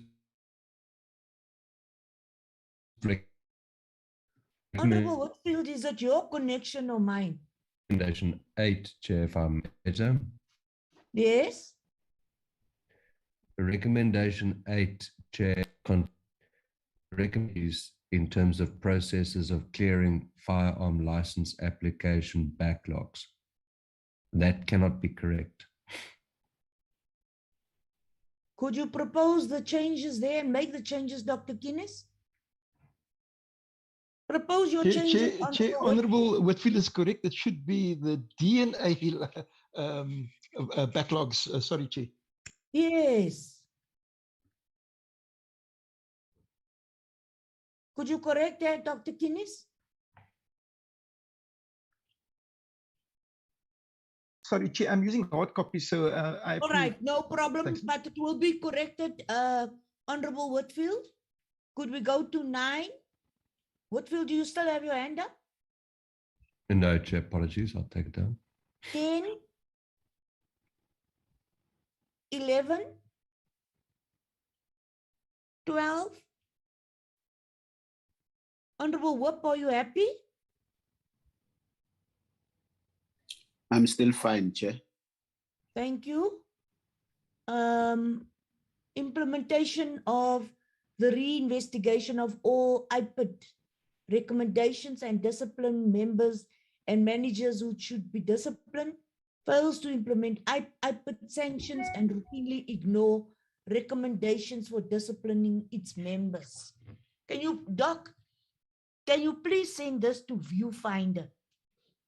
There's a journalist from Viewfinder. Send him a letter with my signature that we will look at the IPID recommendations. Will you prepare me that letter, please, Dr. Guinness? We'll do, Chair. Thanks. I think his name is Daniel, the journalist. Yes, Chair, we'll look it up. Thanks. All right. There's the conclusion. Could you show us the conclusion, please? Chair. Yes. Honorable Whitfield, Chair. Is that true? Yes, Chair. Apologies to take you back. It's just a potential rephrasing of recommendation 9. That instead of recommending that SAPS stops the process of non-compliance, perhaps we could say that the committee recommends that SAPS immediately complies with court orders in the civil claims relating to the firearms environment. So it's simply restructuring with the same intention, but it makes it clear that we expect them to comply with the court orders in the civil claims relating to the firearms environment. Got that, Chair? Got that? Honourable Whitfield, we've got that. Could I have a proposal? If any member you still have corrections or additions? Honourable members, do you have any additions to the recommendations which we have not captured? Whitfield, is your hand up again? Apologies, Chair. All right. Any other members? I hope we've captured all your recommendations. Honorable Tablanche, have we captured your recommendations? Chairperson, I'm fine, thank you. Thank you. Honorable, let me see, Majosi.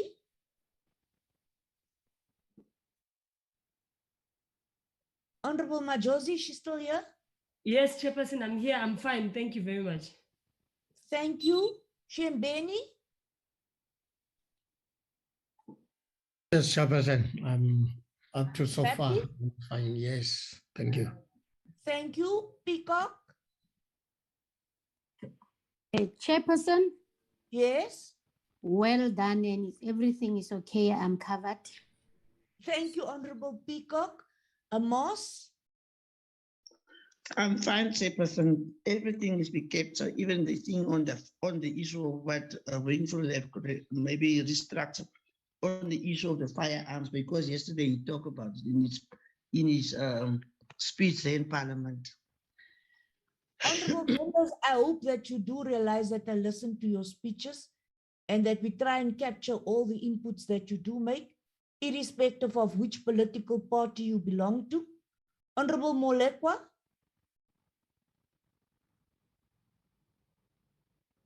Molekwa?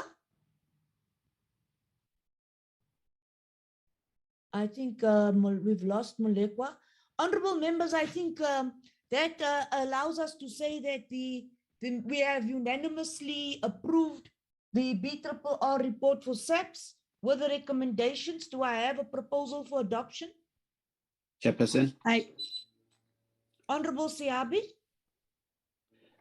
On recommendation 11, I just want to make sure that the name is correct. Advocate Malisela, M-A-L-I. Is it not M-A-L-E? I'm not sure. Honorable Shembeni, please help us. Thank you, Whoop. Shembeni.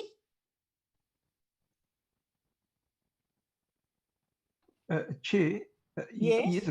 This advocate is written to the committee, so I will check and I'll take his name from Awi's sent it to us. Thank you. We'll double check that one, Honorable Whoop. Thank you for bringing that to our attention. Any other corrections? If not, do I have a proposal for adoption? I propose for the adoption, Chair. Peacock proposes adoption. Seconder? I propose to second it, Chair. Thank you, Honorable Moss.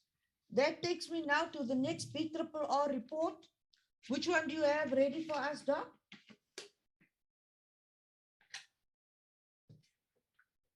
Which is your next report? Could I see? IPID. Honorable members, are you all with me? The BRRR report of the Portfolio Committee of Police on the Independent Police Investigative Directorate, performance for the 2021 financial year, dated 1st December 2021.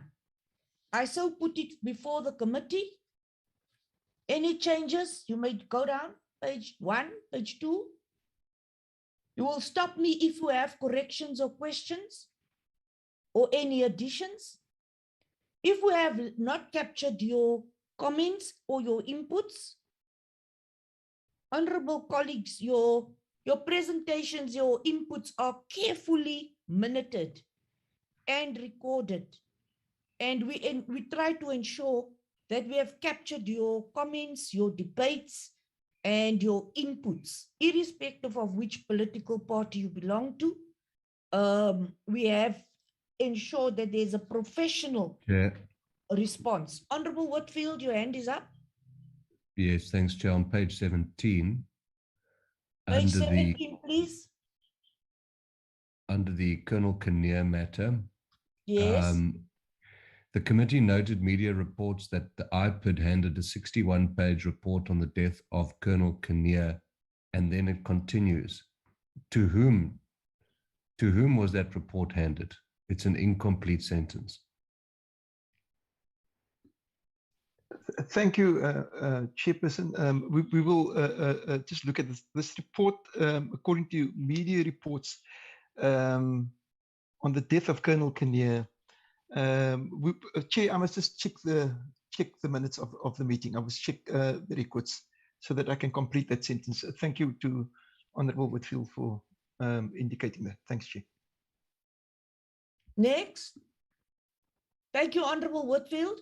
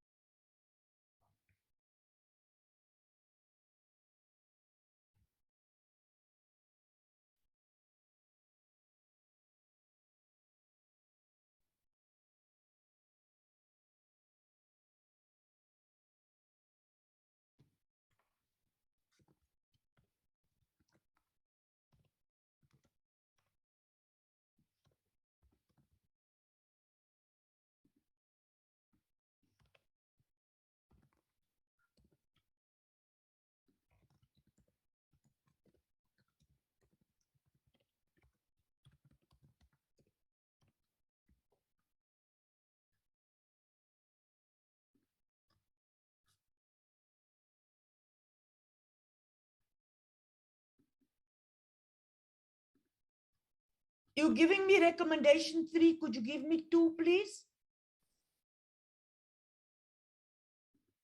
Could you give me there? Recommendation 2, IPID management team. 3, IPID to secure independent technical reports. 4, National Treasury making funds available for this to happen.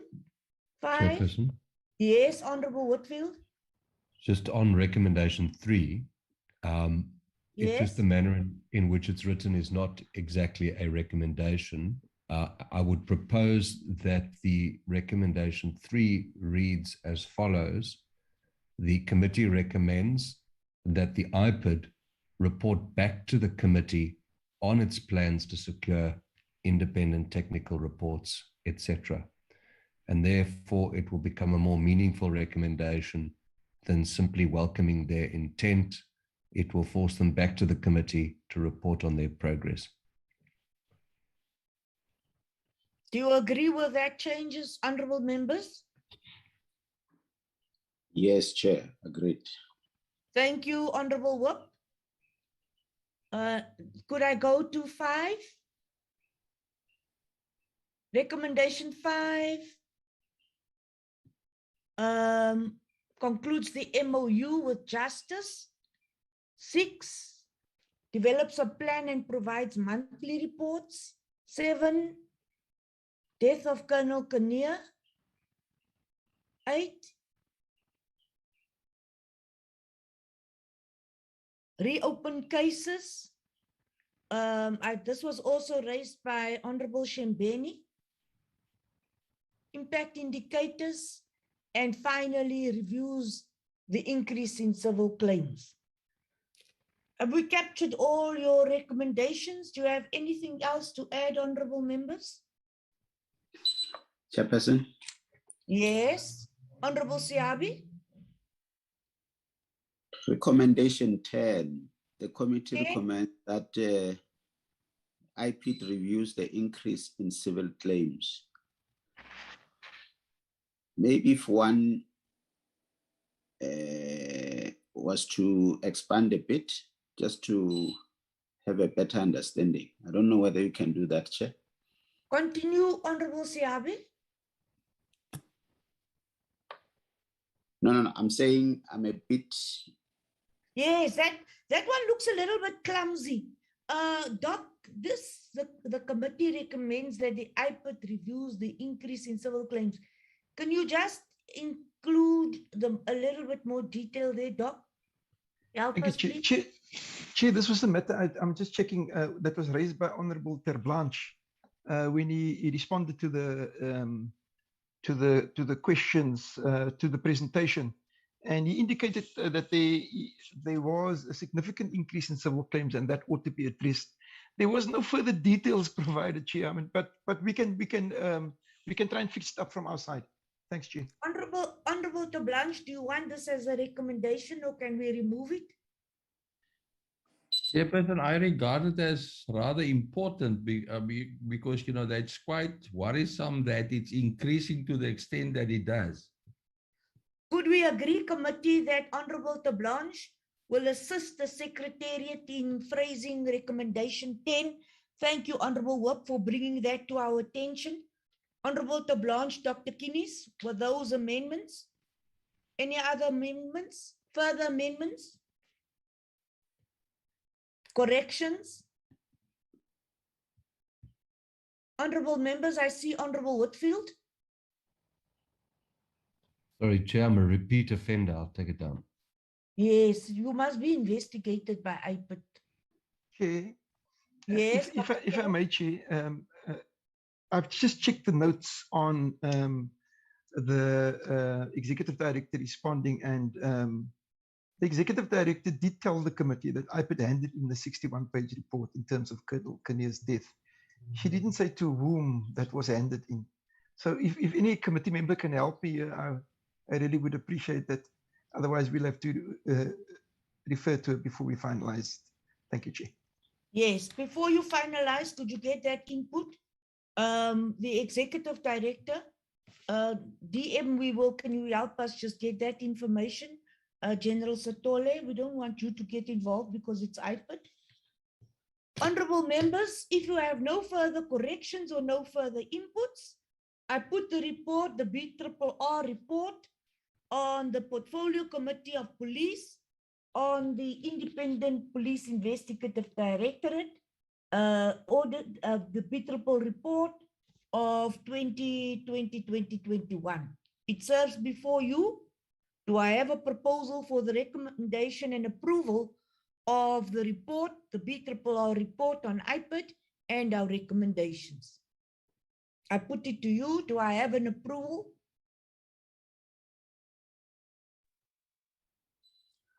We move, Chair. The Honourable Whip moves adoption. Do I have a seconder?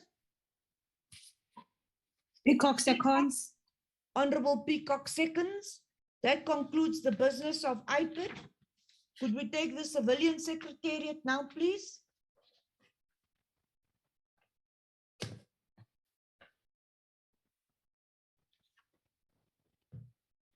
The Civilian Secretariat report, the BRRR report of the Portfolio Committee on Police on the Civilian Secretariat for Police performance for the 2020-2021 financial year, dated 1st December 2021. The report is presented to you. If you have any corrections, you can indicate the page and the correction you wish to make.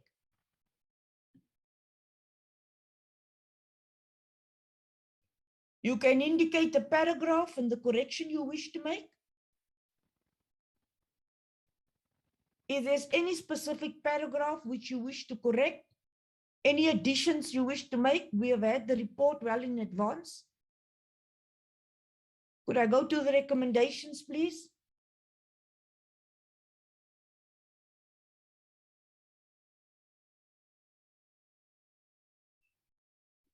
Chair, I'm just struggling with can you hear me, Chair? Yes, I can hear you. Chairperson, just in terms, are we dealing now with the Civilian Secretariat? Yes. All right. If you could just give me one moment. I've got corrections, if I may, Chair. Yes, I've asked you now. Please give your corrections, Honourable Whitfield. All right. On page 16, under disciplinary recommendations. Go to page 16, please. Page 16. Where are you now? Wait, where do you want to go, Whitfield? Disciplinary recommendations. Do we have that, please? There?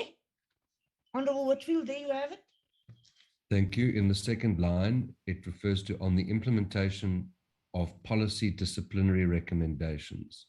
I just needed clarity if that's police disciplinary recommendations or whether the word policy is in fact correctly placed. It doesn't seem to make sense. Has made any policy recommendations on the implementation of policy disciplinary recommendations. It could perhaps be removed.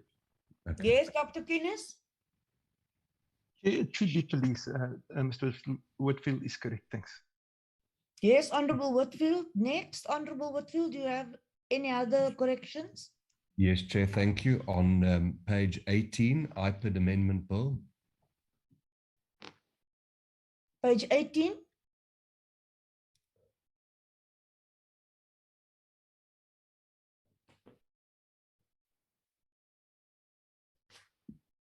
May I proceed, Chair? Yes, you may. In the last sentence, it was the view of the committee that the mandate and independence of the IPID must be expanded. So this is a substantive amendment here that I'm recommending, that we include the word, not just that the mandate, but also the independence of the IPID must be expanded. And then I propose, Chair, that we include a very specific point which I made in the committee, which is specific, the following words, open quote, is specifically by giving Parliament more oversight and authority regarding the appointment of the Executive Director. So the entire final sentence, Chair, if I may read it, would read as follows.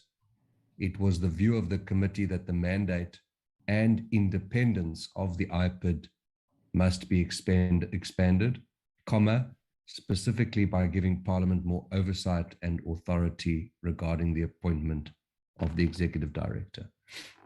Thank you, Chair. Thank you very much, Honorable Whitfield. I'm requesting further corrections or inputs. Honorable Whit.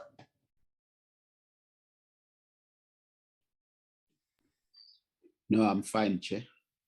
Honorable Shembeni. I'm fine, Chairperson. Thank you. Could I go to the recommendations? Honorable Majosi.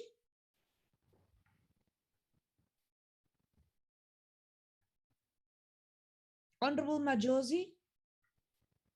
Is she still here? She's having network difficulties. Yeah, Chairperson, I'm struggling with unmute. Yes, yes. Yeah, we have a load shedding, so I'm trying to find a spot and then, yeah, but I'm fine with the report, Chairperson. Thanks. Thank you very much. Recommendations? 1, 2, 3, 4. I'm looking for 5. What is in 6, Chair? 6. What is that? Disappeared. Sorry, Honorable Member, 6 disappeared. Doc, what was 6? Chair, that was just a formatting problem. It's my mistake. So I'm sorry, it shouldn't be 6. I'll reformat all of it. Thank you, Chair. Right, so there will only be let me just count at the end. There will only be 11 recommendations, Chair. Thanks. Sorry about that. Now we have 11. All right, 10, 11. Oh, but Doc, now you've got, yes. 11 is the last one. Any corrections? Honorable Chair, members? Yes, Whitfield? Chair, I wanted to establish whether we could add possibly 2 recommendations. The one referring to the IPID Amendment Bill, the comments are now captured, so that is not necessary necessarily, but I would like to propose nonetheless for the committee to consider that the committee recommends that the Civilian Secretariat ensure that the draft IPID Amendment Bill include a more transparent process for the appointment of the Executive Director of IPID which includes a meaningful role for Parliament. And this just really firms up our discussions in the form of a recommendation. And then, Chair, a proposal for a second recommendation also to firm up our consensus on the Firearms Control Amendment Bill. I would propose that the committee recommends that the Civilian Secretariat take the Firearms Control Amendment Bill back for broader consultation and prioritizes the Saps Amendment Bill, IPID Bill, and the Criminal Law Forensic Procedures Bill, as we'd agreed to. Just some suggestions, Chair. Thank you. Agreed, honorable members? Yeah. I do not think we can have honorable members. Do you agree before I take Dr. Kinnis? Yes, Chair. All right, Dr. Kinnis? Chair, can I get that wording from Honorable Whitfield? If you can WhatsApp it to me or send it to me so that I can include it. Thank you, Chair. Honorable Whitfield, do you could you email that and we'll include it in our recommendations? Yes, Chair. Thank you. Any further corrections? Additions? Honorable members, do we propose adoption?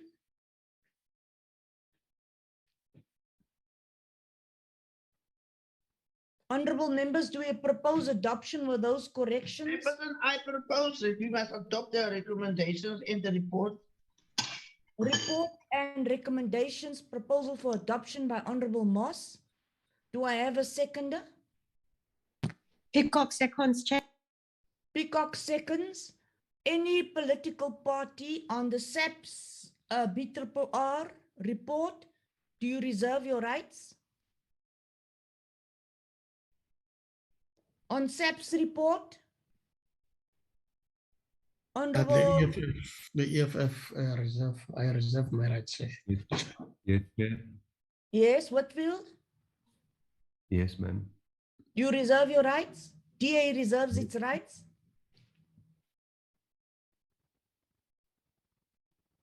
Honorable Whitfield? Yes, Chair. Right, that is the one on SAPS. Could I have the next one on the Civilian Secretariat? Do you reserve your rights? Yes, Chair, the DA does. EFF? Yes, Chair. Freedom Front is not here. IFP? Can we find out from Honorable Majosi? Oh, fine, Chairperson. You are not reserving rights? No, I'm not reserving any rights. All right. Yeah, We are... by the way. Oh, wonderful. Thank you very much. We are on our last report. It is with PSIRA, the Private Security Industry Regulatory Authority, the BRRR report, performance report for the 2020-2021 financial year. Could you please indicate if you have any corrections or additions? Honorable members? Babawa, can you do the PSIRA report, please?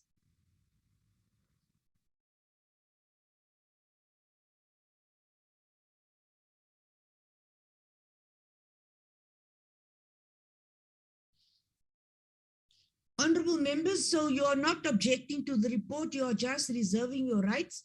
I haven't had a single member objecting to the report.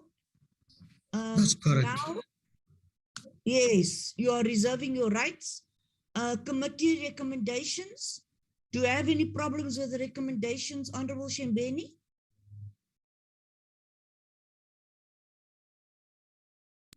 Still checking, Chair.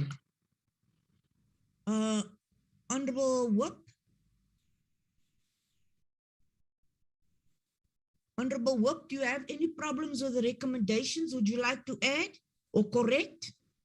Not for now, Chair. Thank you, Honorable Whoop. Honorable Majosi? Honorable Majosi, do you have any problems with the recommendations? No, I don't have, Chairperson. I went through them. I'm fine with the recommendations. Thank you. Ter Blanche and Whitfield, changes, additions, corrections? Yes, Chair. You may continue, Whitfield. Thank you, Chair. In recommendation 1, I would simply include the intention of the recommendation, which was to get an explanation from the Minister with respect to his delay in appointing the board members. So the recommendation is fine, that he should comply with the legislative framework when appointing the SAHRC Council members, and that he should explain to the committee his delay in appointing the board members. That would be my minor amendment that I would make. Agreed.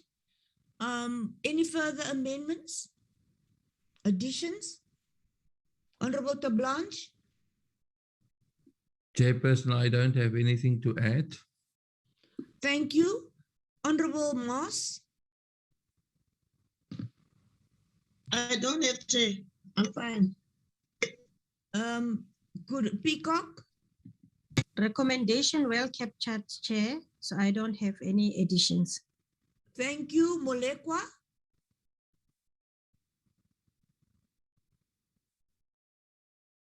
Any further recommendations which you need me to add?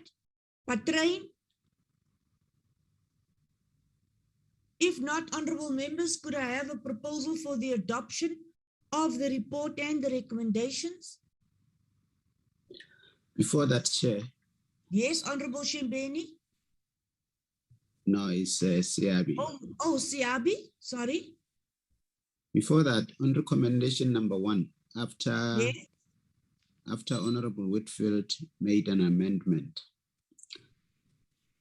I don't know whether it will be correct to stick with the last words, that the delay of appointing board members should not occur again.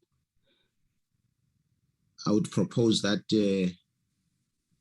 unless somebody convinces me, I would propose that we remove that part, because if we say it should comply with legislative framework, and if in any case, if there's a delay, that delay must be explained. To me, is enough. I don't know. Otherwise, I see that as tautology. Agreed? Agreed, Chair. Agreed. Honorable members, am I audible or am I breaking up? You are audible, You're audible, Chair. Thank you. Honorable members, with those corrections, do I have a proposal now for adoption? I propose for adoption, Chair. Peacock proposes adoption. Do I have a seconder? Moss secretary. Seconded by Moss. Honorable members, do you reserve your rights? DA? Yes, Chair, we reserve our right. EFF? Yes, Chairperson, I reserve my rights. And then IFP?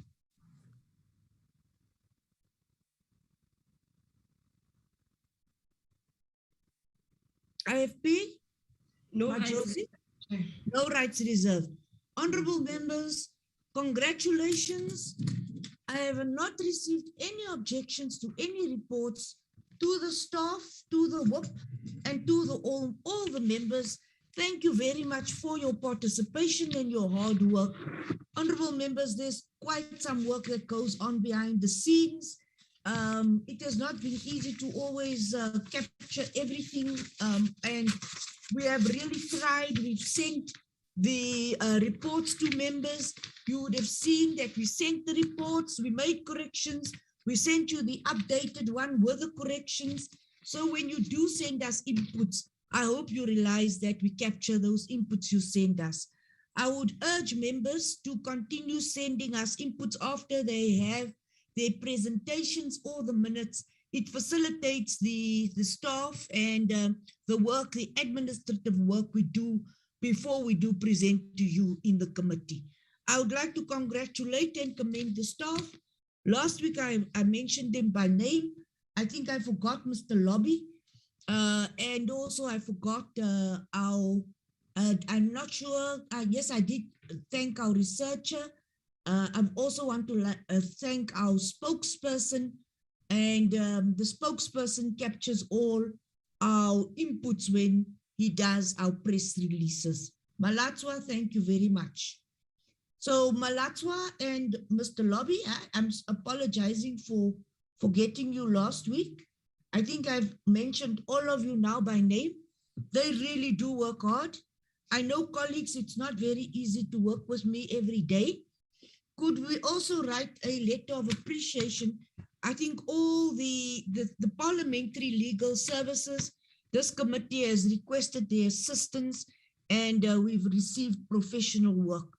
It has really been amazing to work with them. I request information, and in less than 24 hours, they'll send it and refer it back to me. Honorable members, that takes care of all our BRRR reports. WIP, thank you very much for your guidance. It has been very informative and much easier working with you as our WIP.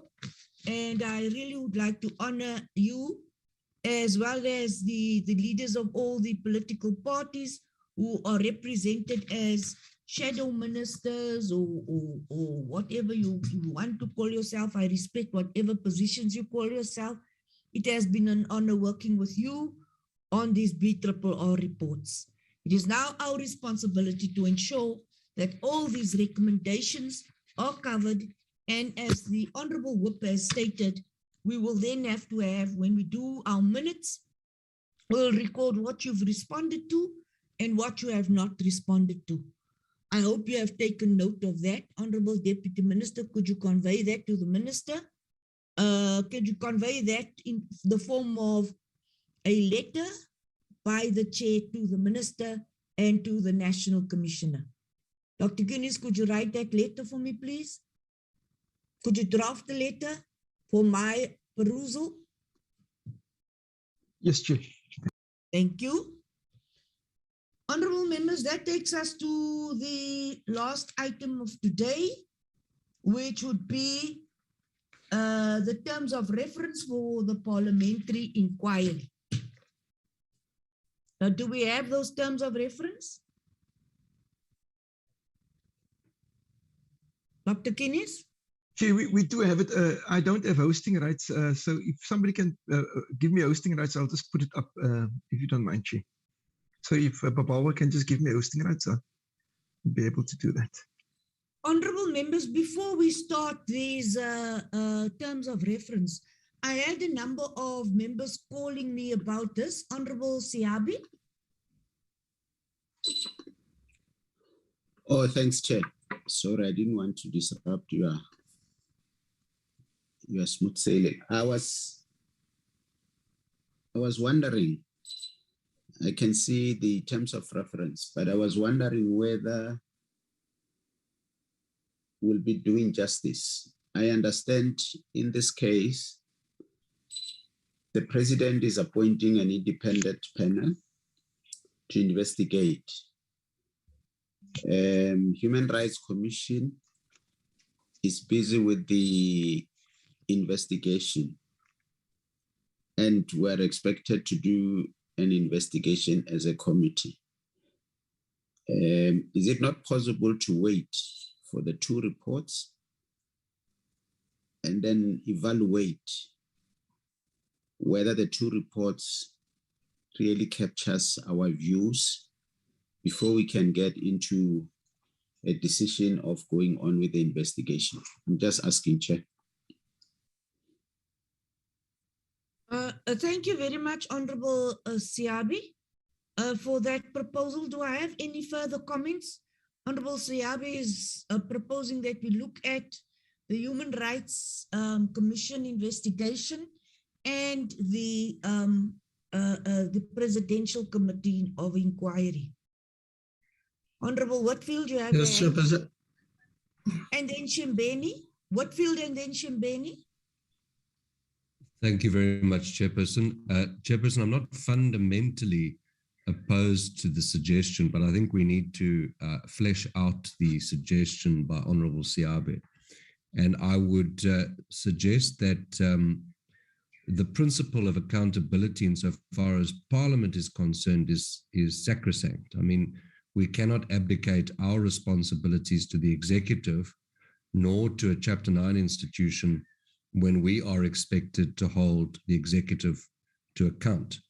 So I think that in the perspective that the honourable member brings in terms of duplication, as well as information which may come to light which could inform an inquiry by the committee, I would accept that it would make sense to delay our process, as long as the committee remains resolute that we will conduct a process with respect to what transpired during the unrest, and that process will be able to use the information that is available following the conclusion of the Human Rights Commission hearings, which should be presented to the committee, as well as any information which comes out from the independent task team appointed by the President.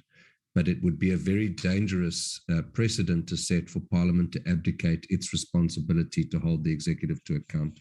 And I think if we can agree that we will reconvene this discussion in the new year based on new information at hand from both of those investigations and hearings, then I would be happy to proceed to postpone.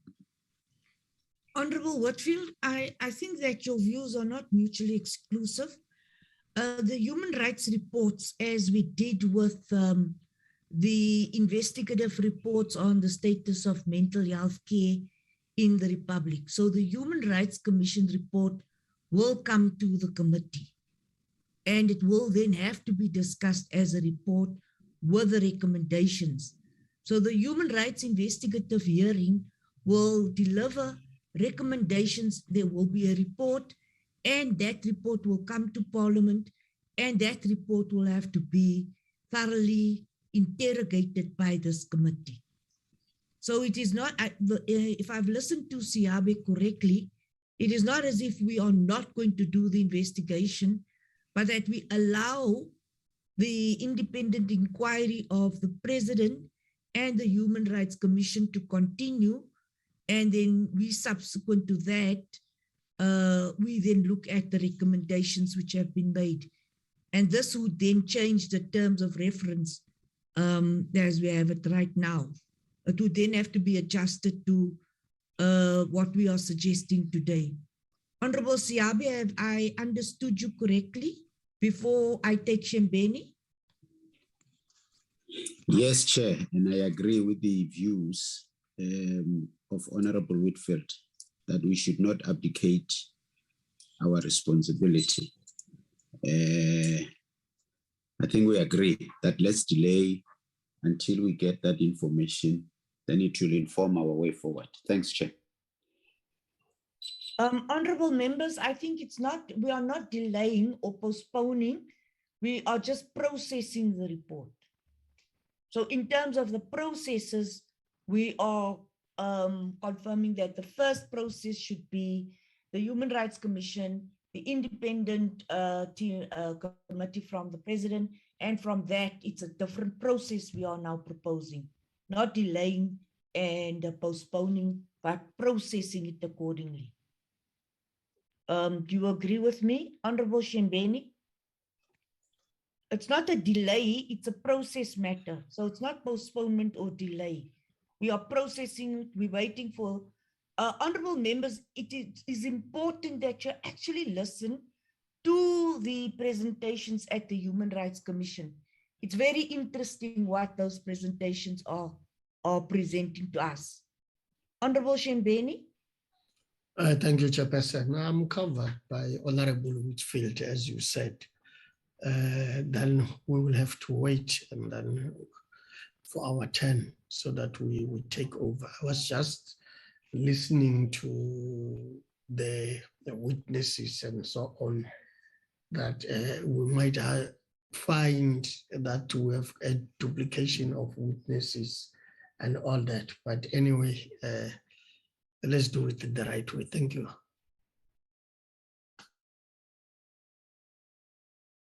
Honorable members, there we have it. We have a proposal by, could I agree in the following way, that we have a proposal by the Honorable Whip Siabe, and then it is seconded by Honorable Whitfield and Shembeni.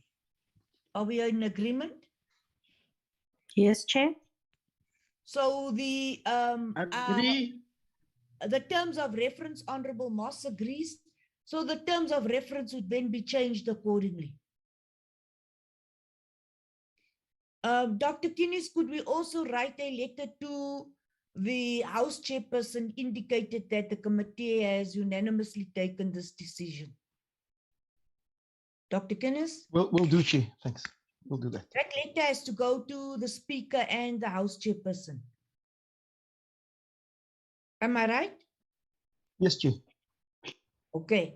Thank you. I think we must send a letter to the whip and to so that we all on board, the NCOP chair. I think Honorable Whip, do you agree that we send that letter so that we don't have any questions asked later, that it's put on record? Honorable Whip?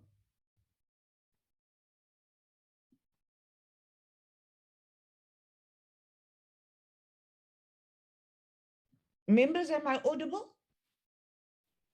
Yes, you are, Chair. Honorable Whip, do you agree that I send the letters correspondence to all the relevant people? Thank you, Whip. Yes, Chair. Sorry, I have a connectivity problem. Yes, Chair. I agree. Thank you very much, honorable members. Do we have, that brings me to the end of today's meeting. We have covered quite a lot today. Honorable members, do you have any other business which you have to bring to my attention? Honorable Blanche. Chairperson, thank you. I just want to know, we discussed the other day the appointment of the critical infrastructure, and we haven't received any feedback yet. Is there any movement on that? Honorable Deputy Minister and National Commissioner, could you please give me a report? Honorable Deputy Minister? I think we should be... Honorable Deputy Minister, is that, could we please give it to you? Yeah, I was saying, Chair, that we should be able to have the document sent to the Speaker and the Chair's office by end of business Friday. Honorable members, could we please indicate to the Minister that, and to the Deputy Minister, that we agreed last week already, Honorable Deputy Minister, that this matter would be finalized and brought to the committee this week. Honorable Blanche is correct. We were supposed to get a response today. Honorable Shembeni? It's a concern, Chair. I think I must raise it. The issue of the heists and armed robberies, they seem to be increasing. I don't know whether our SAPS management has done something about that. Those cases are being reported now every day, whereby more than 20 armed robberies are involved in committing a crime at the very same time in one area.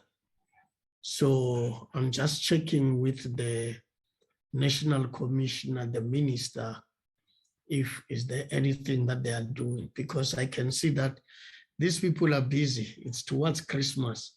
It means now we'll be seeing these things every day. Is there anything that they're doing to try and stop this thing? I think something harsher must be done. Thank you. Honorable Shembeni, we are addressing that matter next week when we interrogate the annual crime statistics. National Commissioner, when you do our presentation on the annual crime statistics, could we please make a note of the question which has been raised by Honorable Shembeni? Honorable Deputy Minister, could you please indicate to the Minister that the committee is not very satisfied with the response, and that he had indicated last week that we would have a reply by today? Honorable Deputy Minister, could you please indicate this to the Minister? Noted, Chair. Thank you very much. Any further comments you wish to make before I close the meeting? Shembeni, is this an old end? Chairperson? Yes, Chair, I'm trying to lower it.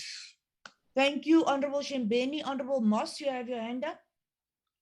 Chairperson, on the same brief, I want also to maybe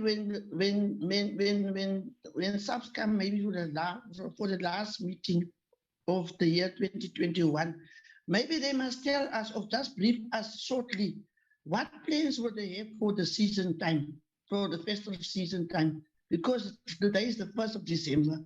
And as Honorable Shembeni was saying, things is going out of hand because people are taking chances when we come to the festive season and they're not obeying the law.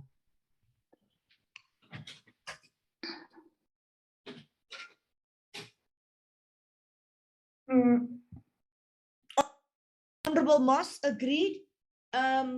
National Commissioner, you'll give us next week, you'll give us your festive season program as you normally have it. It will be presented next week. Honorable Deputy Minister and National Commissioner, could we have the annual crime statistics well in advance so that we can analyze it and so that the members can look at it in detail? This time around, we are not going to accept that we receive crime statistics during the meeting. We want a thorough analysis of the annual crime statistics, please.